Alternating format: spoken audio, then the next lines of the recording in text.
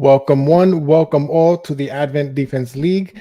Thank you again for joining us on this Sabbath. Happy Sabbath wherever you are all around the world. Good morning, good evening, and good afternoon wherever you're listening to us. We are so glad that you've been able to join us again here on the ADL channel.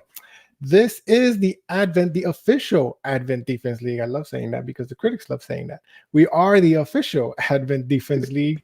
We are here to engage in apologetics, to teach the truth, to bring out highlight the misunderstandings, the out of context quotes, the errors of the critics, and to show the world that what the truth actually is according to the scriptures. My name is Edwin.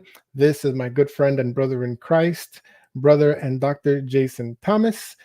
We've been doing this, the ministry has been running since 2008. Quick introduction, if you don't know the ministry, it's been around since 2008. We've been doing this for a very, very long time, but Brother Jay and some of the other brethren had joined us some years ago to help propel ADL and go further than it has done in the past. And so we're so grateful for that. If you don't know, we do have a website. You can go to adventdefenseleague.com. Right there, you're going to find probably over 200 articles written by your servant here and some others on apologetics, clearing many of the misunderstandings that exists about Ellen White, about the state of the dead, about the Sabbath, the law of God, and generally the Seventh-day Adventist Church. We are a ministry led by laymen who are officially ordained by the church. Well, at least 3 out of 4 of us, all of us are elders, but we are ordained in the church, and we work closely with pastors, professors, teachers in the Seventh-day Adventist organization to be able to bring these truths out. Please visit our website if you haven't, and please subscribe here to ADL. Really, your support is wonderful, especially if you click that subscribe button. Click the like button too, and click the share button. Please go ahead and share this on Facebook, on TikTok, on Twitter or X. I don't know. Share it with the critics. I don't care. Just let's throw it all over the world and let everybody be able to join us here as we engage in this discussion. Brother Jason, man, once again, we're at it, brother. Got the gloves on. The sword is ready. What do you say? Oh, man. Yeah, I'm ready to go. Man, I'm so happy you're back, Edwin. You know, I missed you like this past month. It felt like forever since you've been back, but Well, I I'm wasn't glad supposed to you be are back. Mercy. I got a lot going on, man. I just came back from that huge trip in the camporee there in Wyoming. I don't want to talk too bad about it. It was quite of a difficult experience, but what do you expect from camping, right? Got rained Yes. on. I almost broke a knee. I did break my tendon in the knee going down a slide with my son. Wife told me I'm too old for that. Maybe I am. Mercy. So just a bunch of stuff happened, but thank God it was still a good experience, especially for the kids. It was very nice. So yeah, I wasn't supposed to be back yet, but when God calls to do a work, what am I supposed to do? Say no? Amen. Jamie says, walk it off. Jamie's hilarious. Oh, Jamie. I, Yeah, I, so, yeah. But thank you, man, once again for joining us. And if anybody else doesn't know, we do have 2 other brothers who joined us as well. They're not here with us today, Randy Gautier and Deontay McCain. Please go ahead and if you haven't seen them, you'll see a lot of their work that they do, especially on Thursdays. And this Thursday coming up, we got another powerful presentation. So a little bit of groundwork as we begin our session for today, some of the stuff that's going to come up in the future and what we're going to talk about today. So in pertaining to some of the stuff in the future, we do have some more interviews coming up. Today's interview is actually going to be a 2-part interview. So this is going to be part 1. And then we're going to do part 2 next Sabbath at another Ask an SDA session. And then the Sabbath above that on the 31st, we have a very, very, very special guest. I don't know, Jake, should we reveal it? I almost feel like we shouldn't, but I don't know. What do you think? I'll give a hint. I spoke about him in the last live we did on Thursday, and it just so happened that that person I spoke about confirmed. So if you didn't watch the live from Thursday night, then you won't know. So you know what? That's good what you did there, because this will prompt people to go watch the live. So there you go. You want to find out who's coming on the 31st? Watch the last live, and then you'll find. I see what you did there. That was a good idea.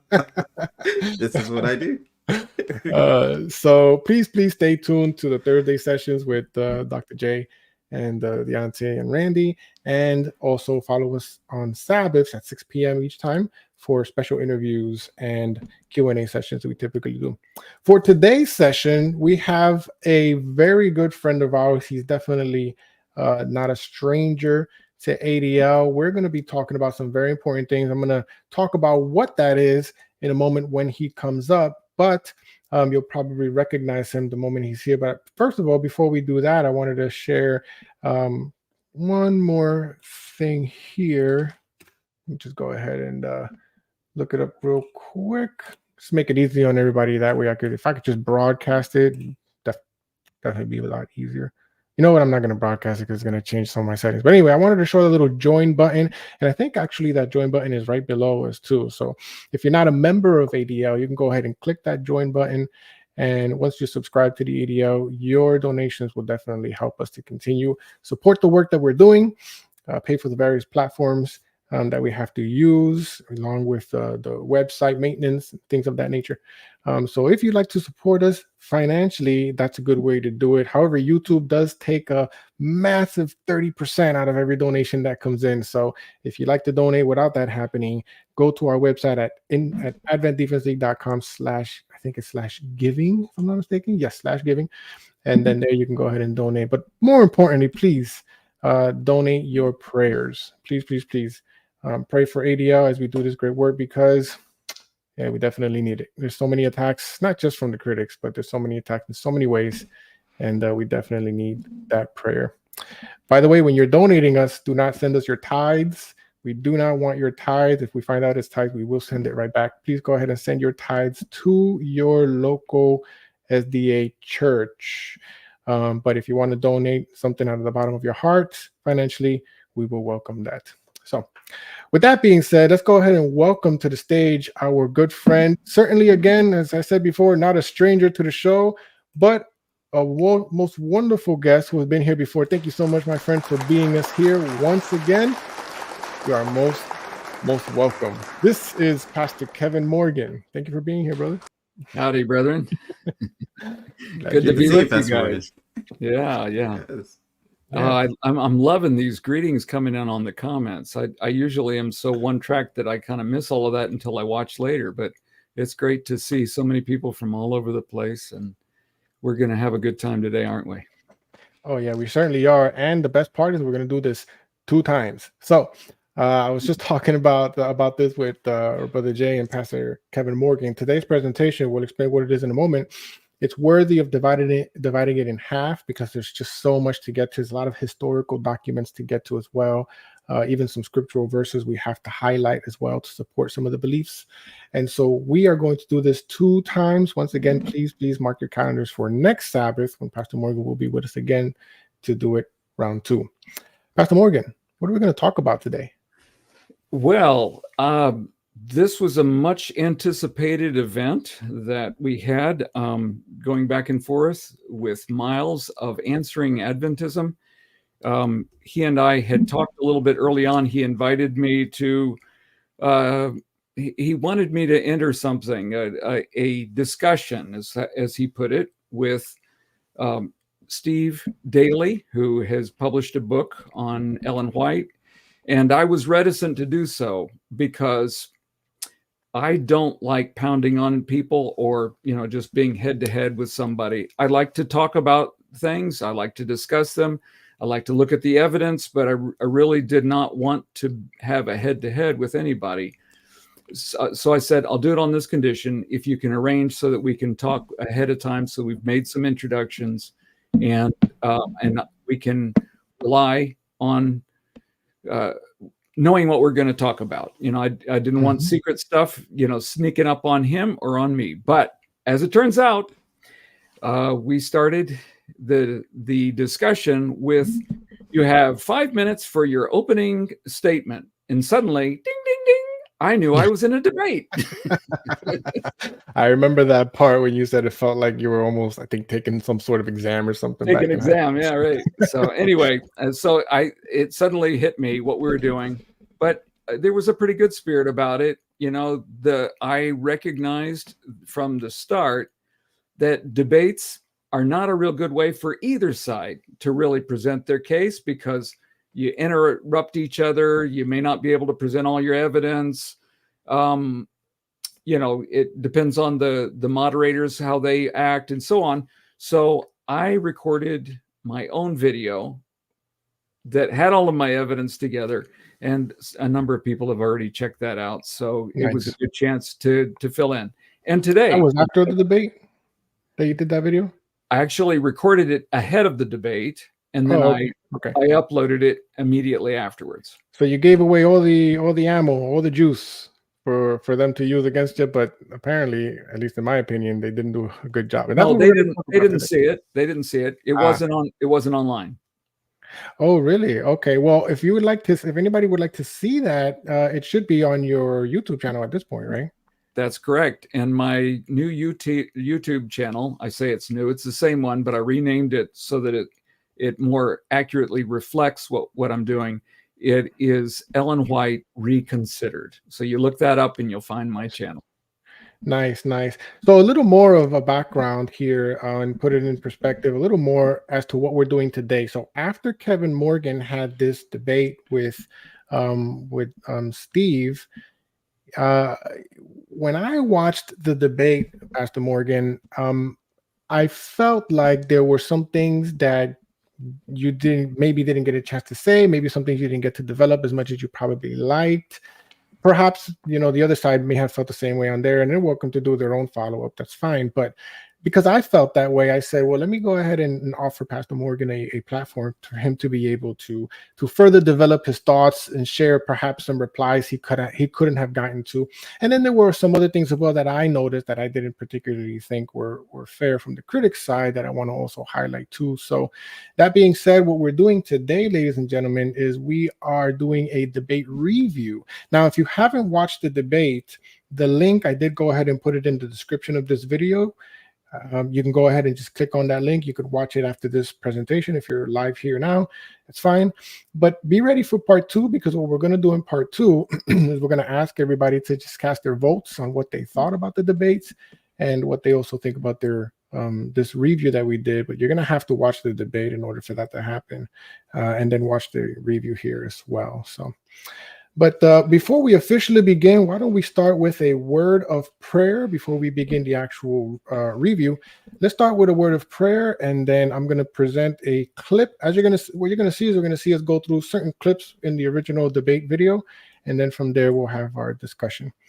We are going to present a lot of documentation, so please go ahead and grab your pens, your pencils, your pads, your electronic pads, whatever you want. Take notes of these things. A lot of these documents are going to be available for you to click on, some also in the description, maybe not all of them. So you're going to want to take as many notes as you can, hence why we're dividing this into 2 parts, because there's a lot to cover. So Brother Jay, could you lead us into a word of prayer, my friend? Yeah, let's do it. Dear Heavenly Father, I am so grateful for another beautiful Sabbath day that you have blessed us to experience and be alive in. At this time, Heavenly Father, first and foremost, I ask that you forgive all of us of our sins. And we thank you for Pastor Morgan coming on, and we thank you for the research that he has done and the preparation that you have done through him. I pray, Heavenly Father, that as this presentation goes on, that everything will be crystal clear and that your truth is proclaimed and that you are glorified, and all of us will fall deeper in love with you by the end of it all. So please be with us and be our speaker. In Jesus' name I pray. Amen. Amen.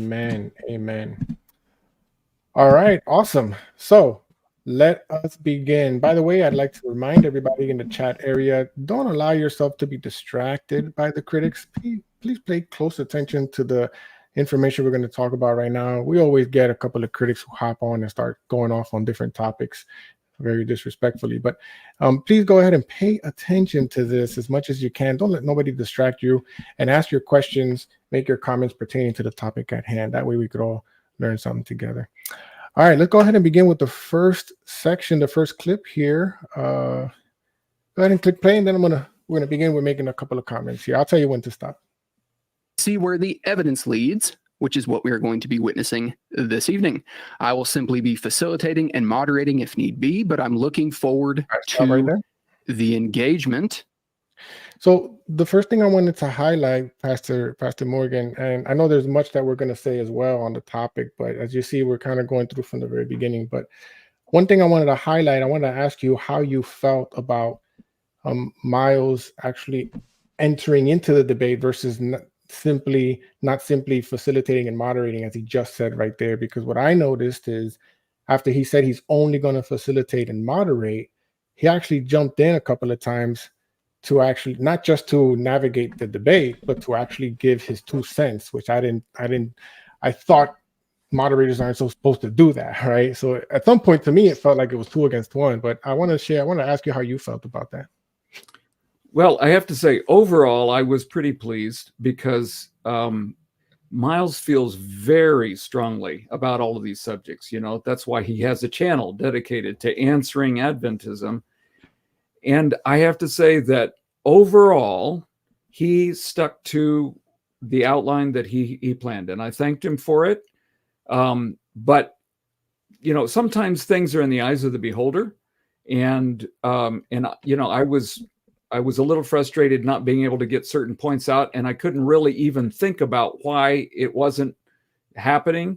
But in retrospect, I can see, you know, from some of the comments from other people that they were watching, and they were saying, wait a second, he stepped in right there. You were about to make a point.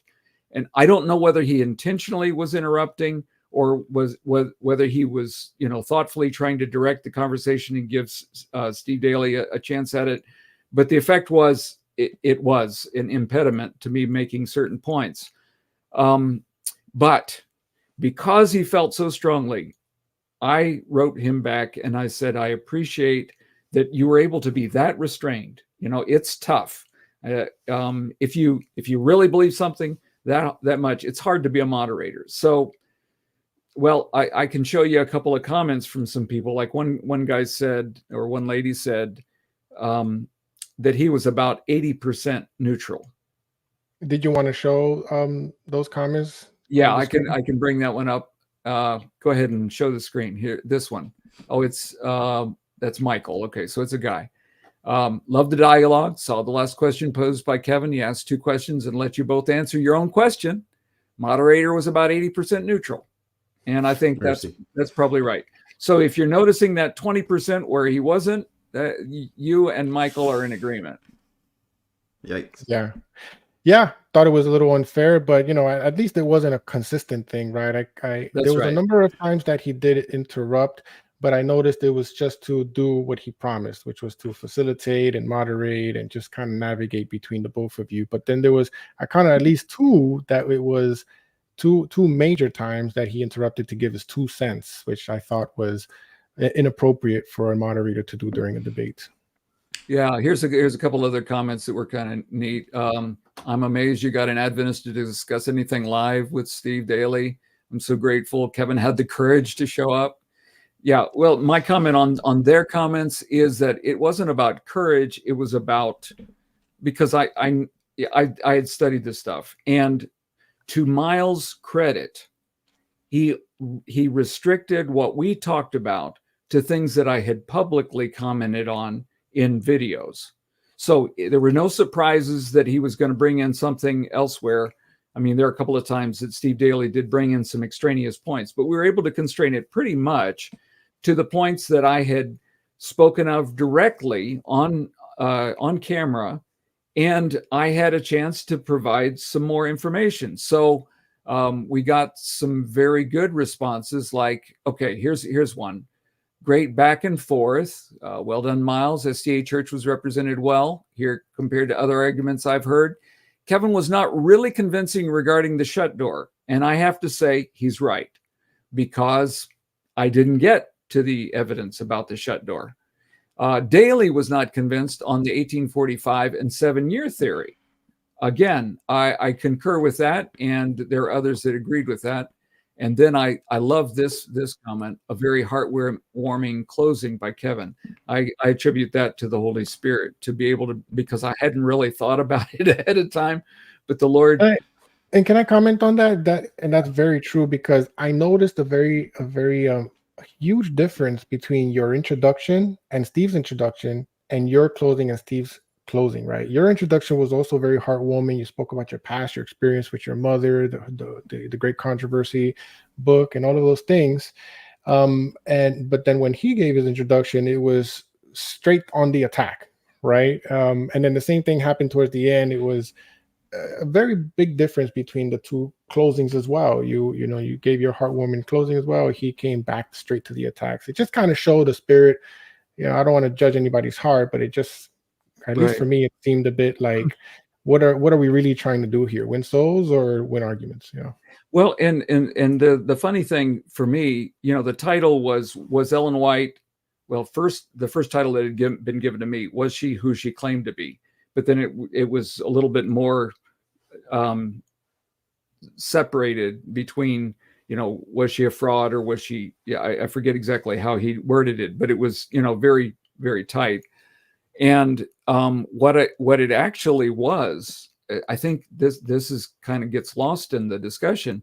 It was, let Dr. Daly defend his points, whether his points were strong enough or not.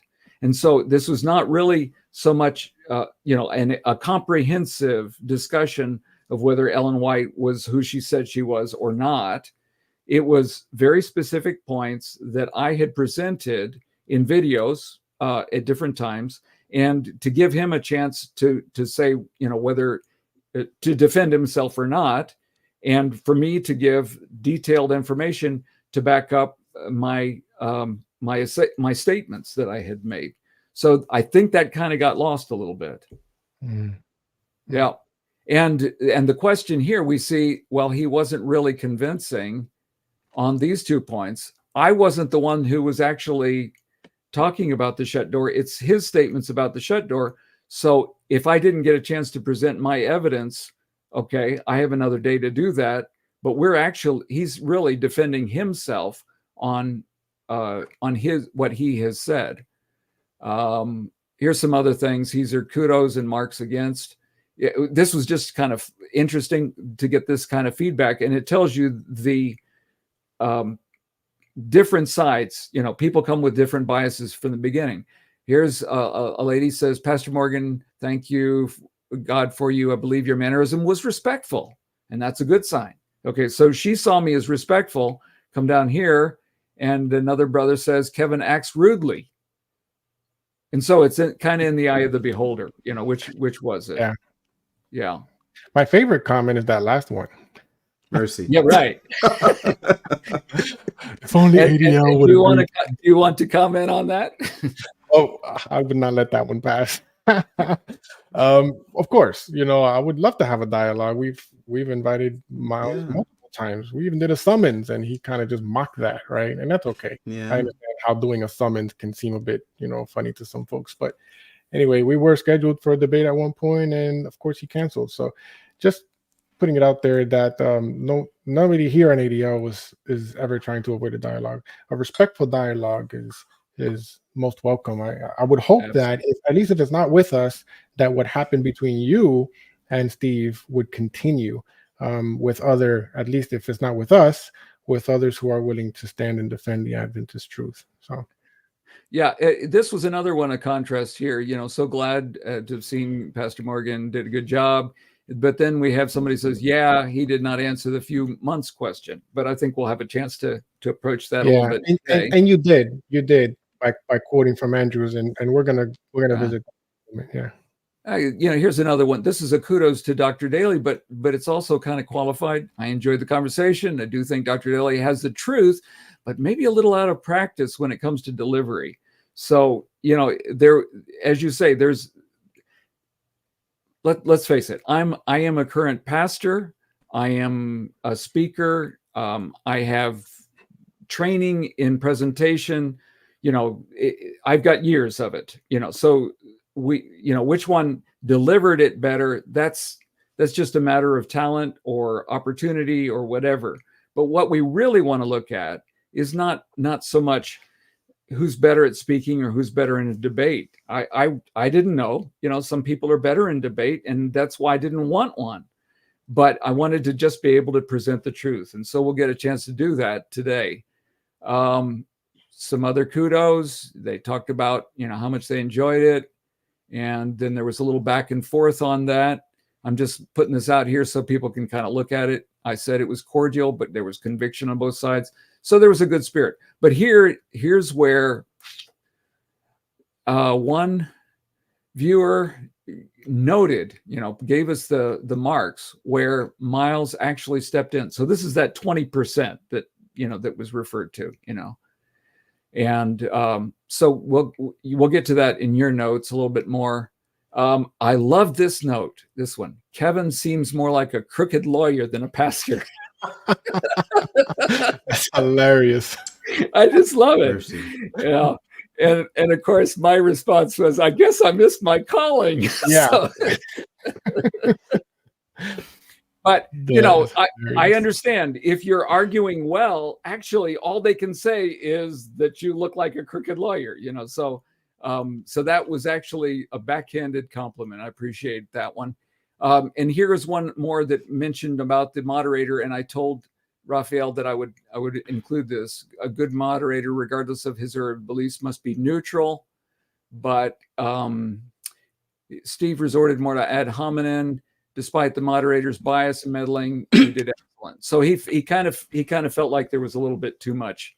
Well, and that comment there kind of brings back kind of what I was saying earlier. I'm glad to see that I'm not the only one who noticed that was taking place, and it's one of the reasons why sometimes people come up to me and say, hey, I want to go on Miles's channel and have this discussion with him. What do you think? And what I do is I show them the multiple times that Miles, because there's other videos where Miles is like this. He's done it in other debates, and he does it on his channel when he invites people to come on, interrupting them all the time. And I tell them, if you're willing to deal with that, but I wouldn't unless you got a good unbiased moderator. Well, everybody's a little biased, but I guess as neutral as possible of a moderator that's not going to allow that to take place. And Miles got really mad at me for doing that to one of the events he was going to have onto his channel. Caesar, we actually interviewed him about it, and I told him don't do it, and he got very upset, which I don't really care that he got upset about. But point is that people need to be aware if you're going to go on enemy territory, for lack of better terms, right? You need to be aware of how to react and the potential of what's going to take place. I'm sure you were aware that it was a possibility, and at least maybe not surprised that it took place. No, but I have to say, he behaved himself exceptionally well. From what he could have done, for sure. And I didn't enter the arena without prayer. Every time I've gone on where I've been discussing things where it could be potentially a hostile environment, I've prayed. One time I prayed with one of our elders. I prayed with my wife. This time I prayed with my son. He was here visiting, and so I prayed with him. And God gave me grace, when I was going on. Here's a little more on the subject matter, and I think this one's good to look at. There's some positive stuff I threw on here, but here's this one, and I'm not sure who this lady is. I've never met her before. She said, I think Miles would be a better choice for debating, which means it's possible that she leans a little bit that way. I don't know, but she said Pastor Morgan seemed to have closer to the source evidences, and Dr. Daly had more secondhand info and a little more pugnacious. And then she puts a couple eyeballs. So I think she was assessing the vibe as well as the sources of our evidence. And I felt that way myself. And so did this other fellow, John. He came on, he said that the doctor has generalized. And I like to get to the specifics. If you can't build your case on the specifics and you have to use generalization, then that may mean that you've been missing something. And so that's why when I go with you, Edwin, I know you're not gonna skip over details. You're very, very careful. So we're going to get into some of the details today. And if I could have just put this one guy's comment up here to start with, Kevin won. So that was nice. But other people had the opposite opinion. So these are some other good thoughts. And this is on Denny Fortan. And I don't know if you had marked that as a point. If it is, we can come back to it later. I think that's going to come up at some point, probably in part 2. Okay. All right. So we'll save that for later. And that's that's all I had for the comments. So we can skip back over to your selections. Yeah. So, of course, with any discussion, any debate, when you have a lot of people of different backgrounds, you're going to have differences of opinions, and that's totally okay, right? But it was worth highlighting some of those comments and sharing some thoughts in regards to that to them. Let's go ahead and go back to the video now. I want to go ahead to the 12-minute mark and show a clip from there, and then get your thoughts on that portion. 12:49. Yeah, but a little bit before work, so we could leave it there at the 12:46 mark. It was right at the time of the Civil War. She was about ready to get thrown out of the church from what she had said. Quick. Yeah, right there. So at that point, you guys are having a discussion about the amalgamation statements. Throughout the whole debate, you guys never came back to the amalgamation statements, and that's okay. And because of that, we're not going to dwell on it too much. Please, if you haven't, and those who are listening and will listen later, we have plenty of videos talking about the amalgamation statement. These critics just have not read the statements in their context. That's all. It's just as simple as reading it in their context. It has nothing to do with race in regards to black versus white. But nevertheless, in that particular statement, though, he said something very interesting. He says that she was so racist that they were getting ready to kick her out of the church. I kind of forgot about that, that he even mentioned that, because, sometimes he had his shotgun out and was just kind of, just shooting away. Yeah, a bunch of stuff. And I know Jason and Deontay, you guys dealt with this stuff. Like, there's no, that plane's not getting off the ground again. If anybody looks at it, watches your video, it was excellent. And I did, some research for a book too, and worked with Dr. Baker on his research, and we compared notes and things. Ellen White was not racist, and by some very extreme modern standard, that that she had some views that were within certain contexts of the day. You might strain at it and call it that, but there was nothing going on in her day. In fact, she was in advance. And one of the reasons why she went to Australia is because her views were actually making people feel uncomfortable. Have you gotten into that, Jason? No. That's. Oh, actually, one of the quotes that I read was she said herself that she knows that what she's saying will not be popular. So it was very clear that her fighting against racism and fighting against what people were doing, like she was speaking out against it, and it was not a popular opinion that she had. So that's right. Yeah, and she was, she was ahead of the curve as far as a lot of people. But obviously there were other people that were fighting racism at the time, and the fight about racism at the time was about slavery and treating the black man with as much dignity as the white man in America, and that was the first step. But of course, there were a lot of other steps to right the wrongs that were being perpetrated. So yeah, that didn't make any sense, and I think that's maybe why I dismissed it. I don't know if everyone is aware of this. Charles Spurgeon and Martin Luther both used that same term, amalgamation, the exact same way she used it. I wondered if you had read my book. I can show that real quick. Let me see. So here it is right here. I have the statements right here. If y'all want to see it, cool. It'll probably take like. So basically, this was Charles. Go ahead. So this was Charles Spurgeon, and notice the year, August 21, 1879.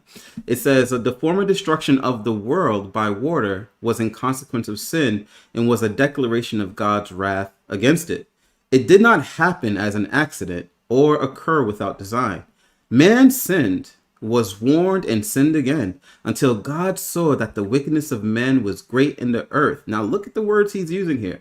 The amalgamation of the people of God with the world was the crowning offense of all. For the sons of God saw the daughters of men that they were fair, and they took them wives of all which they chose. Thus were church and state set up, and the church and the world were blended till the Lord's spirit was grieved and would no longer strive with man. So Ellen White said the exact same things that Charles Spurgeon said. There was also this other statement that Martin Luther said, and it's the last one I have.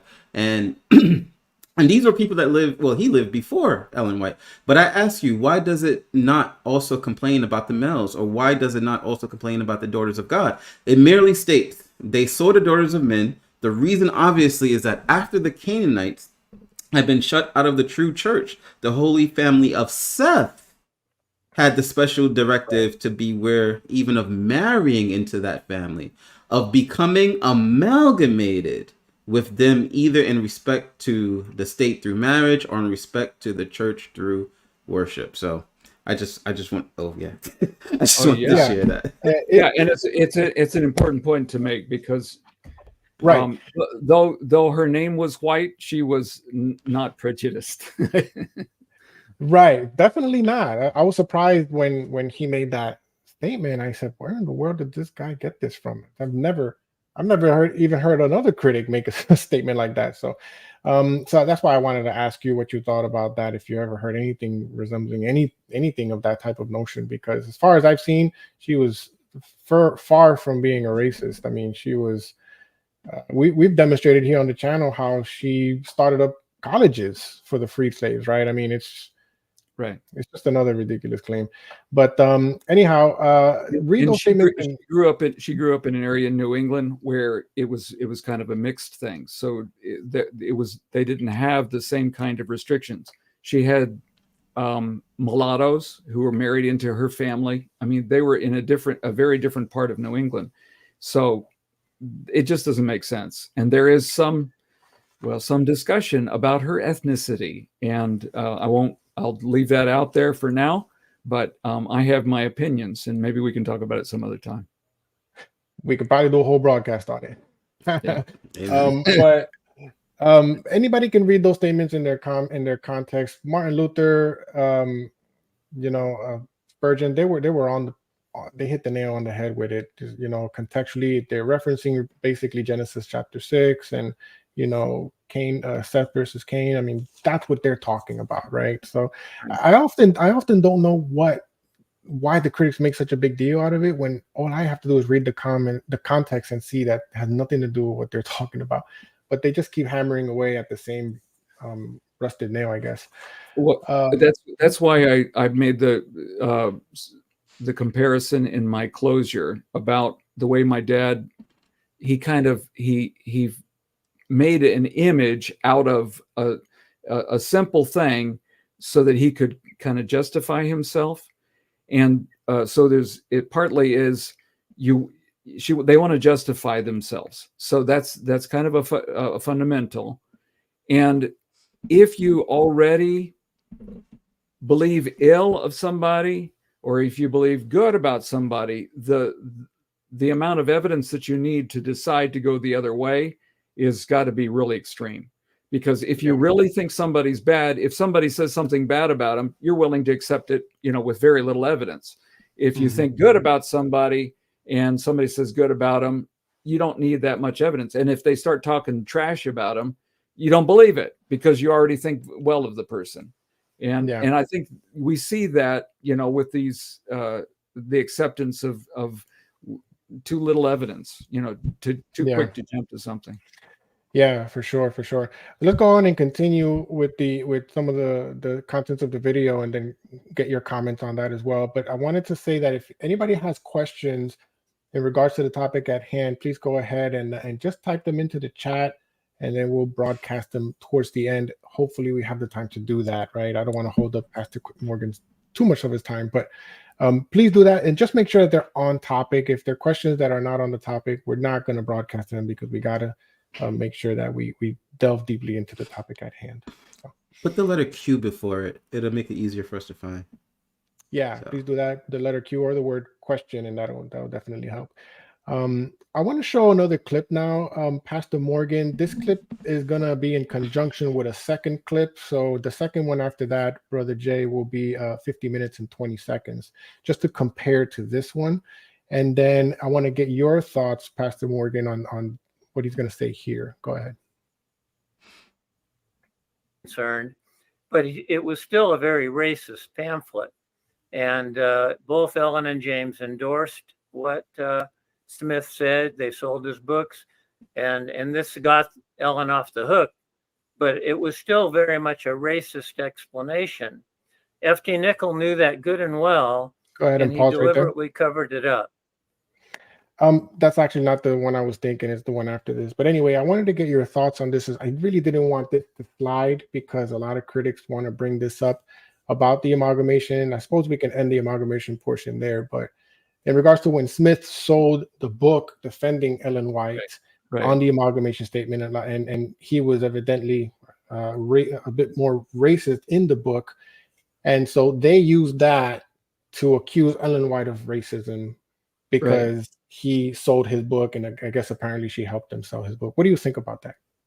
Yeah, well, when I was researching my book here, Journeying to the Same Heaven, Ellen G. White, the Civil War, and the goal of post-racialism, I looked into those things fully, and I've got a document where I go through all of the evidence. That's why I wondered if you had seen that, Jason, on academia.edu, because you were using some of the same stuff that I had, and it makes me feel good if you didn't read my paper, because it means that you came up with it on your own, the same evidence. It was the Lord.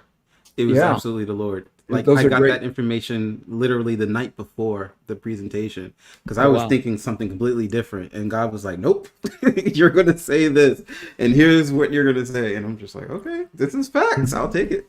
Yeah, I'm having a dialogue with a fellow, which I've got a bunch of stuff going on right now, so I really kind of put him off for a few weeks, but I sent him to my paper, and we have talked back and forth. And basically, he's saying that the contemporaries of Ellen White, like Uriah Smith, would be the best ones to explain her. And I said, my opinion is the best way for her to explain herself is for her to explain herself. And so, what does she say? And so I build my case looking at her statements after that, when she describes the same events after the flood. There's kind of a jump between spiritual gifts, where the original ones, are talked about, to patriarchs and prophets, which is, okay, so from 1864 to 1890, then they're not talking about animals or any of those kinds of things that were in the first one, and each one has to be looked at very carefully. But I thought, isn't there something in between? And I did. I found that there was a statement in between, and that's in the document, and it's the same kind of thinking, and that she referred to it over and over again, that the amalgamation that she's talking about, that was the reason for the flood between humans, had to do with the godly race of Seth, like Luther and Sturgeon. Sturgeon? What is it? Spurgeon. Spurgeon. Yeah. Spurgeon, not Sturgeon. That's a fish. Anyways, Spurgeon is that the emphasis is on the line of Seth crossed over, and that was what brought all that wickedness, and so it all made sense in her intermediate statements. And so then I built the case on what she said, and I think that's the soundest way to look at it. And then, as you said, Jason, it lines up with what the scriptures were describing as well. So that makes the most sense of her statements about what brought on the flood. Now, there is other amalgamation we're talking about that has to do with beasts, and that is another kind of discussion, and we see some strange life forms before the flood that are buried in strata, but that's a different matter, that's a different matter. And it's connected to the statement in the Bible that talks about violence, that violence was on the earth. So there was kind of a more violence as a result of some of these mixes with the animals, there's some pretty big creatures that you wouldn't want to meet in a dark alley. So I basically, wanted to. I was going to say, basically, you're saying that the best way to compare her statement is not so much by what others have written, but basically what she says herself, right? Yeah, all Uriah Smith can do is guess. So, because I did hear him correctly, right? He said that Uriah Smith was confirming that her statements was against Black people and it was racist. Is that was pretty much what he was saying? Yeah, well, because he brings up examples of certain races. This is what Edwin said, that it was more racist, that he said, but even if you look at those statements, and I've had some others that have analyzed it, you did that. Actually, I did that. Yes, I have it right here. I have it right here. So if anybody did not see that video, the ADL video on racism. That was new. Yeah, go for it. Yeah, I can't go over it now because it'll take too long. But the crucial points, right? What he was saying is that they were referring to the Bushmen of Africa, the Hottentots, the Digger Indians, right? And that's the only part that they read. But if you actually read the first sentence of that paragraph or that pamphlet, the first two sentences, this is what Uriah Smith says from the beginning about Ellen White's amalgamation statements. He says, the visions teach, says the objector, that the Negro race is not human. We deny it. They do not so teach. And then he goes on and explains about the wickedness and the corruption of the humanity. But from the very beginning, his very first thesis statement is that she was not talking about the Negro race. She was not saying racist statements. And then sandwiched in between that statement at the end of the whole pamphlet, then what about all this ado over the charge, which is itself false, that the visions teach that the Negro is not a human being. What does it amount to? It is simply an effort to create prejudice in the minds of the people, unworthy anyone who makes any pretensions to being a Christian or even a gentleman. And so, like, when you watch the rest of that video, I won't tell you about all the details now, but you'll see that those three that he mentioned, the Hottentots, the Huguenots, and I forgot the other one, they really had moral corruption. Like, they were really messed up morally. And so that was the emphasis. Yeah, that's what you brought out. It's like, oh yeah.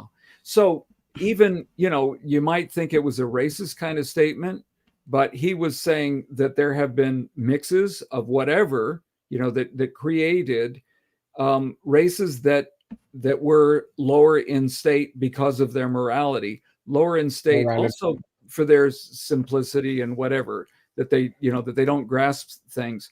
And the Digger Indians, do some reading on the Digger Indians, but that still doesn't mean you mistreat them. And that's something that, people did do in those days. And that's what's wrong.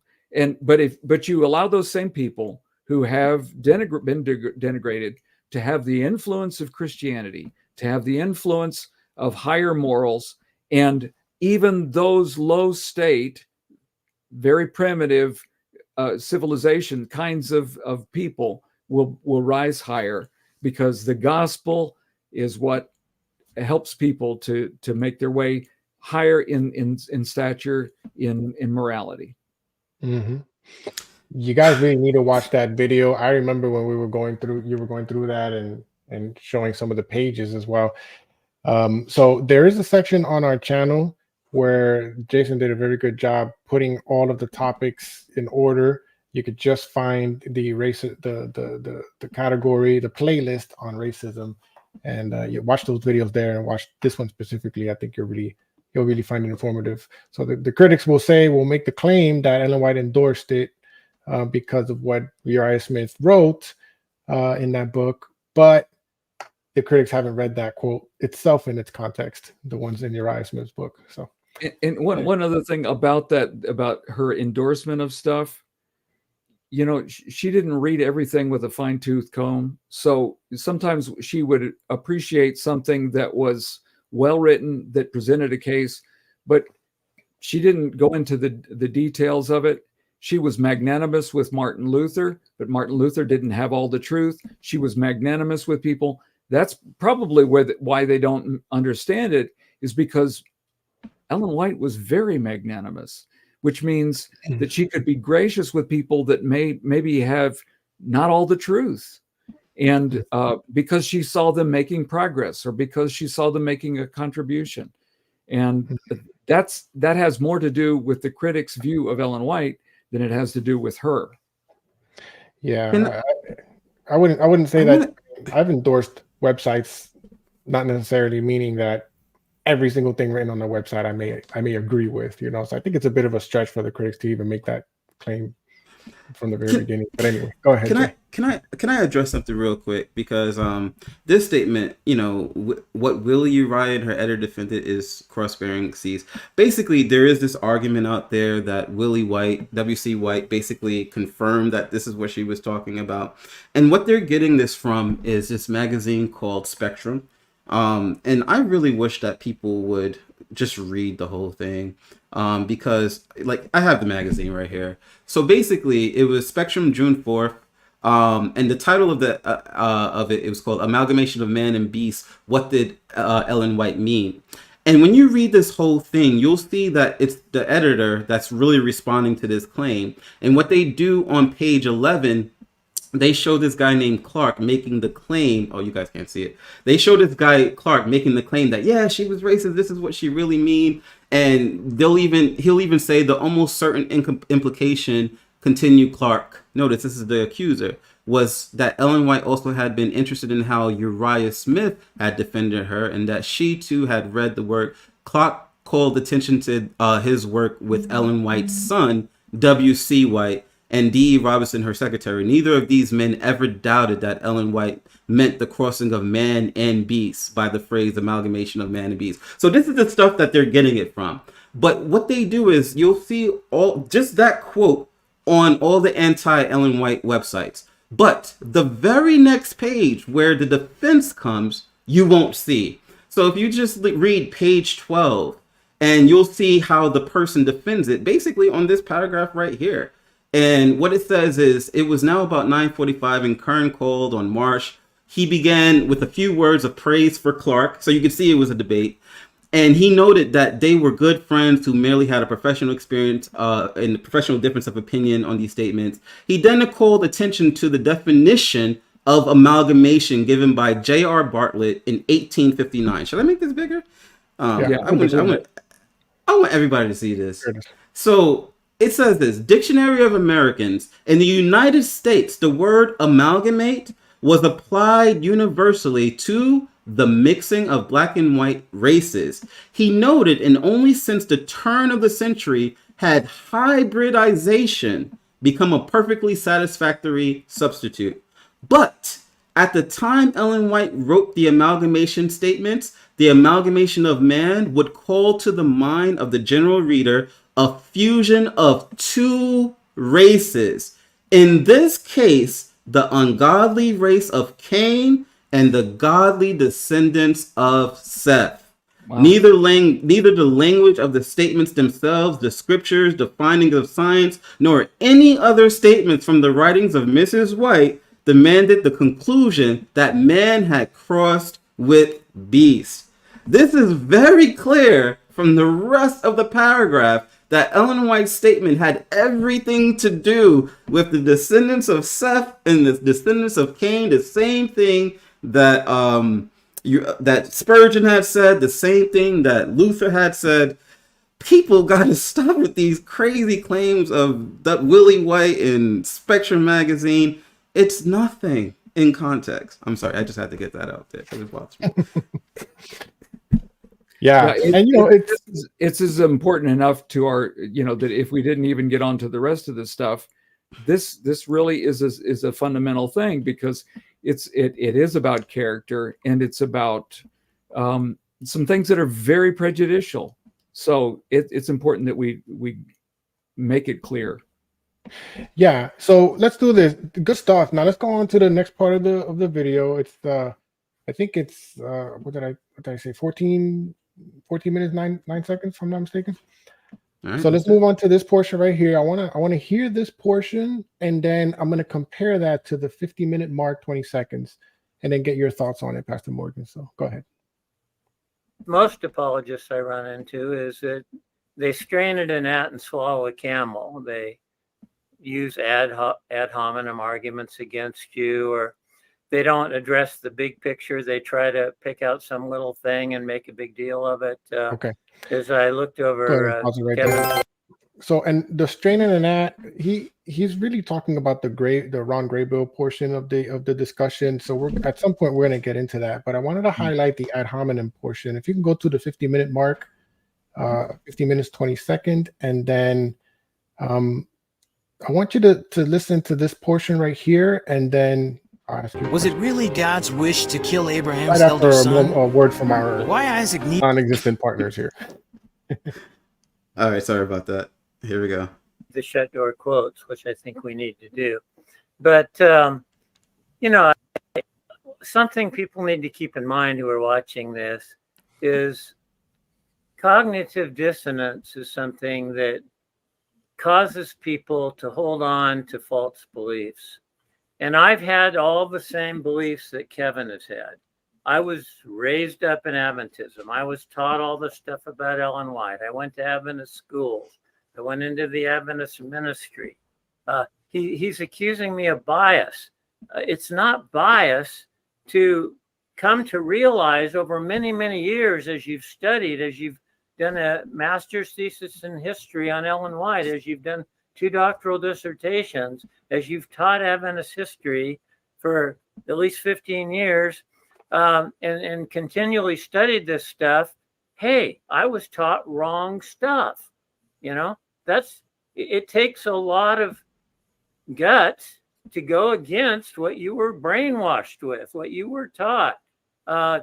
The cognitive dissonance is so strong. Oh, I got to keep my job. I got to stay in the church. There's a million reasons why people want to believe what they're told in a cultic environment. And, Adventism has never been open and honest about its history. It's always covered it up. It's always lied about it. As I said, F.D. Nickel completely ignored shut door documents that we're going to look at right here. That are damning documents to him. He completely leaves them out when he knew good and well that they were there. That's really sad, and he's deceiving a whole, millions of people through his books by doing this.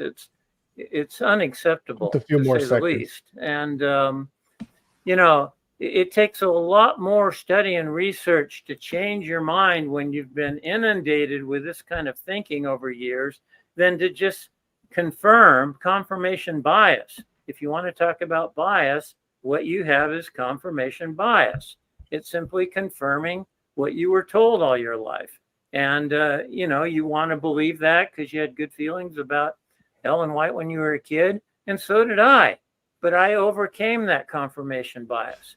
It takes a lot of work and study and research to overcome confirmation bias. The person who overcomes confirmation bias has a lot more credibility than the person who just spouts confirmation bias. I would, first of all, respond by saying that. I want to hear your response. Not yet. Look what he's going to say. Kevin, let's hear your thoughts to that. And then I know Steve wants to read some quotes. And then I think there's something that you wanted to bring up on screen as well. I'm trying to keep track of all of those things so things don't get lost. Right. But let's hear a couple minute response there to what Steve has just said. Well, okay, I'll do that first, but you're using kind of ad hominem sort of stuff here. There you go. And go ahead and pause it. I want to deal with the evidence. So, how did you do that with a straight face? God bless you, Pastor Morgan. I would have been like, I lost count how many times he said. Anyway, it's interesting. The reason why I wanted to point this out, Pastor Morgan, was because I loved your response. Right, you're a very factual person. That's why you and I get along so well, because I'm about the facts, right? Exactly. He says in the beginning that SDA apologists always go on ad hominem attacks. But ironically, he then does a total ad hominem attack upon you, as you acknowledged in the video, because he thinks he's right. He must be right because you have confirmation bias, because you have cognitive dissonance, right? And after all that ad hominem attack that he did, which he claims we do, you came back and said, I just want to talk about the facts. And I thought that was wonderful. Any thoughts on Well, that? I mean, how can you address any of that other stuff? He assumes that he knows our minds, and he can't. Now, but we all have judgments, and I read his book. And when he writes about his early experience, he may say that he loved her, or maybe he thought he was supposed to. You know, I mean, I think that's probably a sharper way to describe it. When he was a young person in the Adventist church, everybody gave lip service to Ellen White until bam, 1980, all of this kind of stuff started marching out. And so then people lost respect, but people gave, lip service to it, whether they believed it or not. And in his book, he describes how his dad kind of undermined his view. His mom, he told me in person that his mom was a staunch Adventist. His dad, it was, more liberal about it. And that he had certain questions about Ellen White, which were his questions too. So we have a very different experience with Ellen White. For him, and for many other people that give up on Ellen White, they see Ellen White as a spoiler. They wanted to go do this, and she said, you can't do that. And at that time in Adventism, you got a lot of that. Maybe in some communities you still get the Sister White says, but before, when I was a small child and before that, it was very common for people to use her as a cudgel to stop kids from having fun, in doing certain kinds of things. And so I'm aware of how that affects people and how their view of Ellen White is shaped. And at some point in their life, they want to be free from that. So they accept a kind of Christianity that doesn't put all those kinds of restrictions on you. And yeah. I understand it. I mean, I had my break in high school. They gave us an assignment that was kind of one of these same kind of assignments, that I should go to Ellen White's writings and find the reason why the dress code at my academy said that girls couldn't wear pants. And I started looking at it and I said, this is stupid. I mean, I can't find it in her writing. In fact, if you look up pictures, she wears a dress with pants underneath it. So it can't be the pants. It has to be something about, how tight they are, or modesty or whatever. So I just thought, this is ridiculous. I don't remember what I turned in for an assignment, but I began to realize that that some of these kinds of restrictions were what people thought superimposing on her. Others are, well, she talked about guarding the Sabbath and putting aside other things. There's a very beautiful and pragmatic reason for that. You crowd everything else in on the Sabbath, you miss out on the blessing of the Sabbath. So it's not about spoiling fun, it's about focusing your energies. And so I see that, I saw that, and while I'm listening and I'm thinking, yeah, that's the reason why many people stayed pastors, because they had a job and they weren't convinced. They were of the mindset of people that looked at Ellen White as a spoil sport, and they, when they had a chance to walk away, they did, and so you're not going to get them back unless they realize that there was a good reason why a lot of the things that she talked about, and that they've come to realize that she was only trying to safeguard her life and the life of others. And when we came into the one part that we're talking about James White, that comes up. I don't know if you're going to bring up that, but he actually agrees with Ellen White that James White was a workaholic. So maybe he resented her telling her, hey, you got to get some rest in there with your work, but that's all love. That's not spoiling his fun, and for those who work very, very hard, Edwin, you need your rest. And I say that in love. And she said that in love, right? Right. So this is not about spoiling your fun. Yeah. And I get that, it even happens with the Bible. I mean, sure. People often don't want to read the scriptures because they're afraid of running into some verse that's going to stop them from doing something that they passionately want to continue to do, basically, right? Or they'll read it to confirmation bias, you might say, right? what they want to do or how they want to act. I found it very interesting that he said that what he was explaining was not biased, because I don't know, but in my mind, everyone has some sort of bias. Right. Even him, even me, even you, all of us, right? I think Sure. the problem with bias is when it's blinding you from being, or what I like to call ostrich theology, right? Where you just put your head in the sand and you don't want to see anything else because you're completely biased. We all have some sort of bias, but that doesn't mean we're not willing to take a look at the evidence, even if it's contrary to ours, just to measure and see where the truth is, right? Yeah, and I wanted to emphasize one other thing that he was talking about. He said that they pick on little flaws, and so then he made some comment about a statement I made just kind of in passing about that Ron Graybill didn't hold the title that he put in his book, and it was just in passing, in my video. So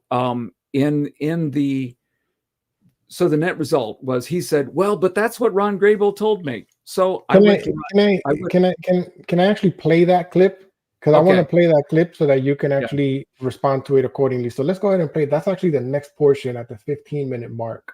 Okay. So let's play that, and then we'll hear your response to that. Sure. He's called assistant secretary or assistant director. Arthur White was the secretary or the director. But Kevin made a big deal as if I didn't know what I was talking about. And Ron agreed to that description of him in the book. He was on my reading committee. So to try to say I didn't know who Ron was or I didn't know what his title was, I just found that very disingenuous. And there are several other examples I can use. But so that's his statement, right? Go ahead and share your thoughts on that. What was he? Or was he not secretary of the White Estate?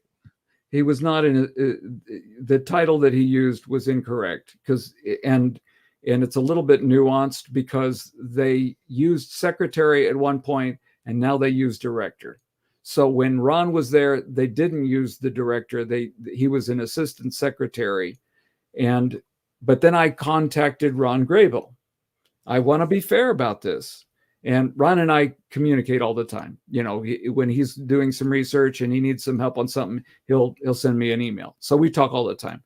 So I sent him an email, and I asked him about it. And he said, "Yeah, that's what it was." And I said, "Well, help me out. Where is it officially ever listed? Because I've never seen that. I mean, I've looked at lists of the directors and the secretaries before and so on." I said, "Never seen it." And he didn't quite get that. And finally, he sent me a statement, which I posted on the video, that said he may very well have affirmed that was his role, but there's no place where it's ever used. And I looked very carefully all through the Review and Heralds. I looked every source. So technically, Dr. Daly is incorrect, but the source of his information may have been Ron Graybill. And Ron Graybill is not certain whether he affirmed it or not. So I said, "I'll give you that. I owe you an apology because you can't have any better source than the person himself who had whatever role."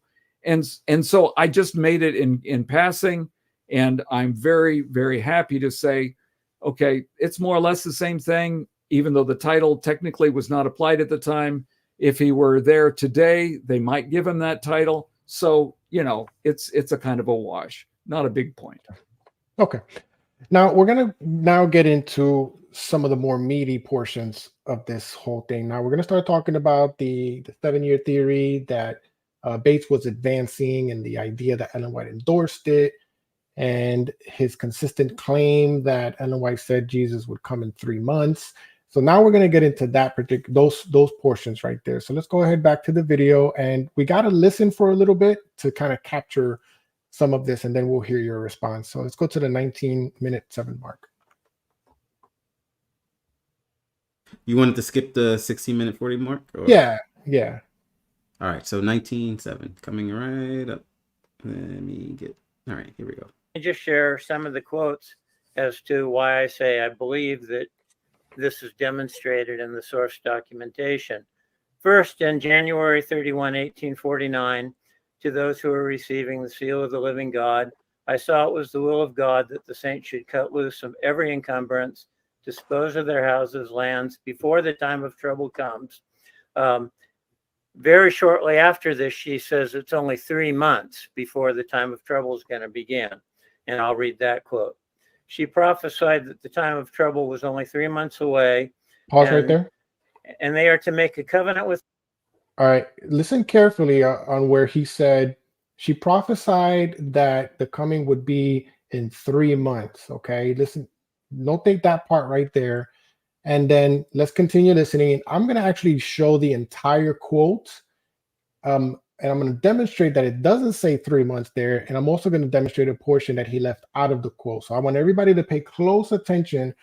And I'm going to also share the link to this quote in the chat in a moment. But let's continue listening. With God by sacrifice. I saw they should sell if they laid their property on the altar and earnestly inquired for duty. So she's telling people to sell their homes, sell their property, sell their possessions, that the time is that. All right, so this is the quote right here. And I want you to notice that he stopped right here where it says inquired for duty. All right, so what we're going to do is, Kevin, I'm going to read this entire quote from here. I'm going to add the portion he didn't include, and I'm going to ask you for your opinion, okay? Remember, he said 3 months. Everybody caught that, right? In the chat, did you catch that? He said 3 months. Let's see what the quote actually says. So it says, about 1 week since, the Lord showed me in the vision that houses and lands would be of no use in the time of trouble. And in that time, they could not be disposed of. And in that time, they could not be disposed of. I saw it was the will of God that the saints should cut loose from every encumbrance, dispose of their houses and lands before the time of trouble comes. You're probably thinking, wow, she's telling them to do that at that very moment, which is the impression we received from Steve. But let's keep reading. It says, and make a covenant with God by sacrifice. I saw they would sell if they laid their property on the altar and earnestly inquire of the Lord. Now, this is where he stopped right here, okay? But here's the next portion that was not read. Then God will teach them when to dispose of those things. Does anybody see here 3 months in this quotation?